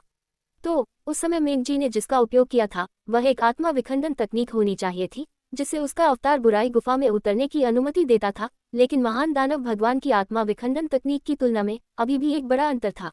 मेघजी का आत्मा क्लोन बस बहुत कमजोर था। त्रिपाठी जीवप्ती ने अनुमान लगाया कि मेघजी ने शायद महान दानव भगवान द्वारा पीछे छोड़ी गई कुछ प्राचीन किताबें प्राप्त की थी और उनसे कुछ सुराग प्राप्त किए थे, लेकिन वह उनमें बहुत कुशल नहीं था, न ही वह रूढ़िवादी था। आत्मा विखंडन तकनीक की खेती करने में केवल यही फायदा नहीं था। एक बार जब एक आत्मा क्लोन बन जाता था तो ये किसी के चेतना सागर के अंदर दो आत्माएं होने के बराबर था। दो आत्माओं के एक ही समय में खेती करने के साथ किसी की आध्यात्मिक ऊर्जा का विकास भी औसत व्यक्ति का दुगना होगा। बेशक भुगतान करने के लिए प्रारंभिक कीमत निश्चित रूप से विशाल थी। एक आत्मा क्लोन का निर्माण करने के लिए आध्यात्मिक ऊर्जा की एक विशाल मात्रा की आवश्यकता थी। हालांकि त्रिपाठी जीवप्ती के लिए ये एक समस्या नहीं थी। 6 रंगों वाला आत्मा वार्मिंग कमल लगातार उसकी आत्मा को पोषण दे रहा था, इसलिए उसकी आध्यात्मिक ऊर्जा को किसी भी समय भरपाई की जा सकती थी। चारों ओर देखते हुए त्रिपाठी जीवप्ती ने देखा कि पवित्र समाधि एक पूरी तरह से गड़बड़ी थी। ऐसा लगता था कि उसने इस बार इस रहस्यमय छोटे संसार में प्रवेश किया था, इसे पूरी तरह से नष्ट कर दिया गया था। अब से कोई भी पवित्र स्वामी जो इस जगह में प्रवेश करेगा उसे शायद कोई लाभ नहीं मिल पाएगा और अब अपने पूर्ववर्तियों द्वारा दिमाग नहीं धोया जाएगा। त्रिपाठी जीवप्ती थोड़ा शर्मिंदा महसूस किए बिना नहीं रह सका। हालांकि उसे बाजपाई, अमरीशकांत और अन्य लोगों द्वारा इस जगह में प्रवेश करने के लिए मजबूर किया गया था। पवित्र समाधि अभी भी नवस्वर पवित्र भूमि की नींवों में से एक थी। अगर उन्हें पता चलता कि उसने इस जगह को नष्ट कर दिया है तो वे शायद उसे आसानी से नहीं जाने देंगे। कम से कम त्रिपाठी जीवप्ती को पवित्र स्वामी के पद को स्वीकार करना होगा, इससे पहले कि वे हार मानेंगे। क्या अधिक है, पवित्र स्वामी आत्मा की अंगूठी को उसके अपने आत्मा ब्रांड के साथ ब्रांडेड कर दिया गया था। त्रिपाठी जीवप्ती को सिरदर्द आते हुए महसूस हुआ, क्योंकि उसने गुप्त रूप से महसूस किया कि इस बार जब तक कि उसके पास नवस्वर पवित्र भूमि के साथ एक झगड़ा नहीं था, इस मामले को समाप्त करने का कोई तरीका नहीं था। थोड़ी देर के लिए आह भरने के बाद त्रिपाठी जीवप्ती ने पवित्र समाधि छोड़ने की जल्दी नहीं की और इसके बजाय यही रहने और महान दानव भगवान की आत्मा विखंडन तकनीक की खेती शुरू करने का फैसला किया। अपने चेतना सागर के अंदर त्रिपाठी जीवप्ती ने अपने आत्मा ब्रांड को संघनित किया और फिर अपने आत्मा क्लोन को पोषण देने और निर्माण करने के लिए एक विशेष विधि का उपयोग करके अपनी आध्यात्मिक ऊर्जा को इस ब्रांड में डाल दिया। आध्यात्मिक ऊर्जा की खपत जबरदस्त थी और 6 रंगों वाले आत्मा वार्मिंग कमल के साथ भी वह गुजारा नहीं कर सका। सौभाग्य से त्रिपाठी जीवप्ती के पास अपनी काली किताब अंतरिक्ष में कई गोलियां थीं, जिनमें से कुछ का उपयोग उसकी आध्यात्मिक ऊर्जा को पूरक करने के लिए किया जा सकता था। त्रिपाठी जीवप्ती के पास कई दवाओं का तरल भी था, इसलिए उसे अपनी आध्यात्मिक ऊर्जा को भरपाई करने के बारे में चिंता करने की आवश्यकता नहीं थी। सूरज और चांद उड़ गए और समय बीत गया। पवित्र समाधि के अंदर कोई दिन का प्रकाश नहीं था, इसलिए त्रिपाठी जीवप्ती छोड़ना नहीं चाहता था। उसने केवल उम्मीद की कि समय के बीतने के साथ वह बाजपाई, अमरीशकांत और अन्य लोगों की नज़र से फीका पड़ने में सक्षम होगा, इसलिए उसने यही रहने और खेती करने का फैसला किया। ये तब तक नहीं था जब तक उसकी आत्मा विखंडन तकनीक मामूली उपलब्धि चरण तक नहीं पहुंची और उसके चेतना सागर में एक और आत्मा दिखाई दी कि त्रिपाठी जीवप्ती ने खेती बंद कर दी। उसे बाकी के बारे में बहुत अधिक चिंता करने की आवश्यकता नहीं थी। समय बीतने के साथ उसका आत्मा क्लोन अधिक से अधिक कठोर और शक्तिशाली हो जाएगा। दुर्भाग्य से इसमें अपनी कोई चेतना या भावनाएं नहीं थीं। एक निश्चित सीमा तक बढ़ने के बाद त्रिपाठी जीवप्ती एक उपयुक्त पोत ढूंढ सकता था और अपने आत्मा क्लोन को उसमें डाल सकता था ताकि अपना आत्मा क्लोन बना सके। इस तरह से बनाया गया आत्मा क्लोन बिना किसी चेतना या विचारों के होगा, लेकिन त्रिपाठी जीवप्ती उसे उन स्थानों पर जाने के लिए हेरफेर कर सकता था जो उसके लिए सुविधाजनक थे। शायद ये कुछ स्थितियों में एक अप्रत्याशित भूमिका निभाएगा। धीरे धीरे खड़े होकर त्रिपाठी जीवप्ती ने अपनी दैवीय चेतना जारी की और पवित्र समाधि के निकास की तलाश की। स्क्रॉल एपिसोड संख्या 800 स्क्रॉल। एक क्षण बाद त्रिपाठी जीवप्ती की धारणा में एक एकांत स्थान दिखाई दिया। त्रिपाठी जीवप्ती इसकी ओर दौड़ पड़ा और अपने शून्य बल की मदद से उसकी दृष्टि धुंधली हो गई। जब तक उसने अपनी इंद्रियों को फिर से हासिल किया, वह पहले ही साफ आसमान में था। उसके सामने नवस्वर पवित्र भूमि के 2 पात्रों, पवित्र समाधि के साथ खुदा हुआ नीला पत्थर था। यहाँ से प्रवेश करने के बाद त्रिपाठी जीवप्ती उसी स्थान पर वापस आ गया। जैसे ही वह दिखाई दिया, त्रिपाठी जीवप्ती ने तुरंत अपनी आभा को संयत किया और चुपचाप अपनी दैवीय चेतना को अपने आसपास की जांच करने के लिए जारी किया। वह नहीं जानता था कि वह पवित्र समाधि में कितनी देर से था, लेकिन उसने अनुमान लगाया कि यह कम नहीं रहा होगा। इस क्षण नीले पत्थर के सामने कोई नहीं था, इसलिए बाजपाई, अमरीशकांत और अन्य लोग स्पष्ट रूप से बिखर गए थे। यह उसके लिए गुप्त रूप से जाने का एक अच्छा समय था। जब तक वह नवस्वर पवित्र भूमि छोड़ देगा, वह आकाश में उड़ने वाले पक्षी और समुद्र में तैरने वाली मछली की तरह होगा। भले ही बाजपाई अमरीशकांत के पास स्वर्ग को धता बताने वाले कौशल हों, वह उसे कभी भी वापस नहीं ला पाएगा। हालांकि अपनी दैवीय चेतना के साथ अपने आसपास की जांच करने के बाद त्रिपाठी जीवप्ती की अभिव्यक्ति अचानक अजीब हो गई। पूरी नवस्वर पवित्र भूमि एक गड़बड़ी थी, जैसे कि एक महान लड़ाई अभी हुई हो।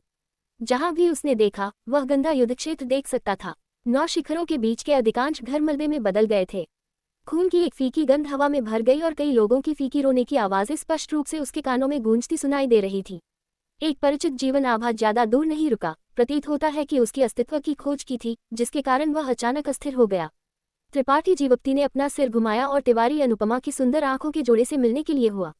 ये संत कुमारी, जो कुलीनता और शुद्धता का प्रतीक थी, इस क्षण अपने सिर के चारों ओर एक नीला रुमाल लपेटा हुआ था और उसकी सफेद पोशाक धूल और खून से सनी हुई थी, जैसे कि वह अभी कहीं से वापस आए हो। जब उसने त्रिपाठी जीवप्ती को देखा तो उसकी सुंदर आंखें खुशी और अविश्वास से भर गई, क्योंकि वह वहीं जम गई। अपना मुंह खोलते हुए तिवारी अनुपमा को पुकारने का समय भी नहीं मिला, इससे पहले कि त्रिपाठी जीवप्ती गायब हो गया और अगले क्षण में उसके सामने फिर से दिखाई दिया। उसका मुंह ढक रहा था। भले ही उसने संघर्ष किया, वह मुक्त होने में असमर्थ थी, जिससे वह सीधे एक दूरस्थ मंडप में चली गई। चिल्लाओ मत, मैं तुम्हें जाने दूंगा, त्रिपाठी जीवप्ती ने फुसफुसाया। तिवारी अनुपमा की सुंदर आंखें घबराहट के एक फीके निशान के साथ चिमकी। ये सुनकर उसने जल्दी से सिर हिलाया। तभी त्रिपाठी जीवप्ती ने उसे रिहा कर दिया। वह हंसा और उससे दूर हो गया। ऐसा न हो कि वह गलत समझ ले कि वह उसे चुप कराने जा रहा था। तुम बाहर हो? तिवारी अनुपमा ने चारों ओर देखा और एक मुलायम आवाज में पूछा। त्रिपाठी जीवप्ती ने धीरे से सिर हिलाया। मैं अभी बाहर आया हूँ। तुम वास्तव में बाहर आए हो? तिवारी अनुपमा ने अपने लाल होंठों को दबाया, क्योंकि उसके चेहरे पर एक राहत का भाव दिखाई दिया। वह इस पूरे समय त्रिपाठी जीवप्ती की सुरक्षा के बारे में चिंतित रही थी। अब जब उसने उसे सुरक्षित रूप से वापस आते देखा, उसके दिल में एक विशाल चट्टान तुरंत जमीन पर गिर गई, जिससे वह बहुत अधिक आराम महसूस करने लगी। त्रिपाठी जीवप्ती को पवित्र समाधि में मजबूर करने के लिए तिवारी अनुपमा ने हमेशा महसूस किया था कि उसे जिम्मेदारी का एक बड़ा हिस्सा उठाना पड़ा था। हर बार जब उसने इसके बारे में सोचा तो वह खुद को लगातार दोष देती थी, जिससे वह और भी पतली हो जाती थी। अब वह आखिरकार आराम से थी। यह अच्छा है कि तुम बाहर आए हो। तिवारी अनुपमा ने धीरे से अपनी छाती को थपथपाया। चूंकि तुम बाहर हो, तुम्हें जल्दी करनी चाहिए और छोड़ देना चाहिए, इससे पहले कि महान बुजुर्ग और अन्य लोग तुम्हारी खोज करें। त्रिपाठी जीवप्ती की आंखें चमकी, क्योंकि उसने उसे देखा और आश्चर्य में पूछा, तुम मुझे जाने देने को तैयार हो? हाँ, तिवारी अनुपमा ने एक कड़वी मुस्कान दिखाई। ऐसा नहीं है कि मैं नहीं जानती थी कि तुम यहाँ नहीं आना चाहते थे। तुम्हें यहाँ छोड़ने से केवल तुम्हें परेशान किया जाएगा, तो परेशान क्यों हूँ? तुम्हें जाने देना बेहतर है। त्रिपाठी जीवप्ती की अभिव्यक्ति थोड़ी बदल गई। उसने कृतज्ञता से उसे घूर कर देखा। तुम मुझे इस तरह क्यों देख रहे हो? अगर तुम्हारी खोज की गई तो तुम छोड़ने में सक्षम नहीं होंगे। तिवारी अनुपमा ने माथे पर शिकन डाली। मैंने बस पाया कि तुम बहुत सुंदर हो। त्रिपाठी जीवप्ती ने चापलूसी की। तिवारी अनुपमा शर्मा गई और गुस्से में कहा, इतनी चिकनी बातें मत करो। मैं पहले ही जानती थी कि तुम एक अच्छे व्यक्ति नहीं थे, इसलिए यह मत सोचो कि तुम इस तरह से मेरा पक्ष जीत सकते हो। त्रिपाठी जीवप्ती सूखा हंसा, इससे पहले कि उसकी अभिव्यक्ति गंभीर हो गई, और उसने अपनी मुट्ठियों को जोड़ा। तो हम यहाँ अलग हो जाएंगे। मुझे उम्मीद है कि हमें भविष्य में फिर से मिलने का एक मौका मिलेगा। हाँ, जल्दी जाओ, दक्षिण की ओर जाओ। महान बुजुर्ग और अन्य सभी उत्तर में है, तिवारी अनुपमा ने आग्रह किया। त्रिपाठी जीवप्ती ने हल्के से सिर हिलाया, दिशा की पहचान की और चुपचाप उत्तर की ओर चला गया। त्रिपाठी जीवप्ती के जाने के तुरंत बाद एक सुंदर आकृति अचानक तिवारी अनुपमा के बगल में एक भूत की तरह दिखाई दी। आह, बुजुर्ग युयंग! तिवारी अनुपमा चौंक गई और आश्चर्य में अपना मुंह ढक लिया। युयंग ने उस दिशा में घूरकर देखा जहां त्रिपाठी जीवप्ती गायब हो गया। धीरे से आह भरी और फीके ढंग से कहा, उसे इस तरह जाने देना। क्या तुम वास्तव में तैयार हो? क्या तुमने देखा? तिवारी अनुपमा की अभिव्यक्ति थोड़ी अजीब हो गई। वह नहीं जानती थी कि युयंग उसका कब से पीछा कर रही थी, लेकिन उसकी आवाज के स्वर से ये स्पष्ट था कि उसने अभी सब कुछ देखा था। मैंने केवल उसे जल्दी में जाते देखा, थोड़ी सी भी अनिच्छा के बिना। उसके लिए यहाँ याद करने के लिए कुछ नहीं है। तिवारी अनुपमा ने एक मजबूर मुस्कान दिखाई। तुम्हारा क्या? तुम उसके बारे में चिंतित रही हो। तुम इतने लंबे समय तक उसके साथ कठिनाइयों में रही हो, फिर भी वह तुम्हारे लिए कोई स्नेह महसूस नहीं करता। क्या तुम उसके लिए थोड़ा सा भी स्नेह महसूस नहीं करती? युयंग ने उदासीनता से तिवारी अनुपमा को देखा। तिवारी अनुपमा ने धीरे से सिर हिलाया। हालांकि वह एक घृणित व्यक्ति है, मुझे नहीं लगता कि मैं उसके लायक हूँ। बोलने की बात है, मुझे वास्तव में उसके लिए ज्यादा महसूस नहीं होता है। दोस्त होना बेहतर है। हाँ, यह अस्वीकार्य है कि उसका पीछा करना हमेशा मुझे सुरक्षा की एक भावना देता है, जिससे मुझे गलती से महसूस होता है कि मैं उससे छोटी हूँ और हमेशा सुरक्षित रहूंगी। इसके अलावा अब जब पवित्र भूमि इस तरह हो गई है, मैं उसे फंसाना नहीं चाहती। बुजुर्ग युयंग, इस मामले का उल्लेख महान बुजुर्ग से मत करो, ठीक है? हम बस मान लेंगे कि वह मर गया है। युयंग की भौं सिमट गई। प्रतीत होता है कि इस पर विचार कर रही थी। तिवारी अनुपमा ने जल्दी से युयंग की एक हाथ को गले लगाया और विनती की। तिवारी अनुपमा के फुसलाने को सहन करने में असमर्थ, युयंग कड़वी मुस्कान दिखाई और अपना माथा रगड़ा। ठीक है, मैं नहीं कहूंगी। मैं नहीं कहूंगी, मैंने आज कुछ भी नहीं देखा। तिवारी अनुपमा, तुम पिछले कुछ दिनों से थकी हुई होगी, इसलिए तुम्हें वापस जाना चाहिए और आराम करना चाहिए। हम बाहर की चीजों का ख्याल रखेंगे ताकि तुम्हें चिंता करने की आवश्यकता न हो। पवित्र भूमि अब केवल तुम पर अपनी आशाएं रख सकती है। तुम्हारे पास सभी गुप्त कलाएं हैं जिनकी संतकुमारी को खेती करने की आवश्यकता है, इसलिए अगर मेरी पवित्र भूमि इस बार जीवित रह सकती है तो अगली पीढ़ी की संतकुमारी तुम पर निर्भर करेगी। उसे सहमत होते देखकर तिवारी अनुपमा बहुत खुश थी। हालांकि जब उन्होंने पवित्र भूमि की वर्तमान दुखद स्थिति के बारे में सोचा तो दोनों महिलाओं की आंखें धुंधली हो गई। क्या वे इस आपदा से बच सकती थी? यह एक और मामला था और कोई नहीं जानता था कि भविष्य कैसा होगा। शायद यह ज्यादा देर नहीं होगा इससे पहले कि हर कोई यहाँ मर जाए, अन्यथा यूएम तिवारी अनुपमा के अनुरोध से इतनी आसानी से सहमत नहीं होती। बुजुर्ग यूएम वास्तव में बात करने में आसान है। एक फीकी आवाज अचानक मंडप के कोने के चारों ओर गूंज उठी, अनियमित रूप से भटक रही थी, जिससे किसी के लिए भी वक्ता के स्थान का अनुमान लगाना असंभव हो गया। यूएम का सुंदर चेहरा फीका पड़ गया क्योंकि उसने जल्दी से अपनी जीवन शक्ति को संघनित किया और चिल्लाया, ये कौन है? जैसे ही उसकी आवाज गिरी, एक आकृति किनारे से उभरी और मुस्कान के साथ उन्हें देखा। टिमटिमाती स्वर्गीय छाया। तिवारी अनुपमा चिल्लाई, तुरंत पहचान गई कि यह नवस्वर्ग दिव्य तकनीकों में से एक थी। यह एक अत्यंत अद्भुत आंदोलन कौशल था, और चाहे इसका उपयोग दुश्मनों से लड़ने या भागने के लिए किया गया हो। चौंककर उसने आश्चर्य में त्रिपाठी जीवप्ती को घूर कर देखा और पूछा, तुम क्यों नहीं गए? त्रिपाठी जीवप्ती ने अपने कंधों को उछाला और जानबूझकर या अनजाने में यूएन को देखा। जब वह अभी चला गया तो उसने देखा कि यह महिला तिवारी अनुपमा का पीछा कर रही थी, इसलिए सुरक्षित रहने के लिए उसने खुद को छिपाने और उनकी निगरानी करने का फैसला किया, लेकिन उसने दोनों महिलाओं के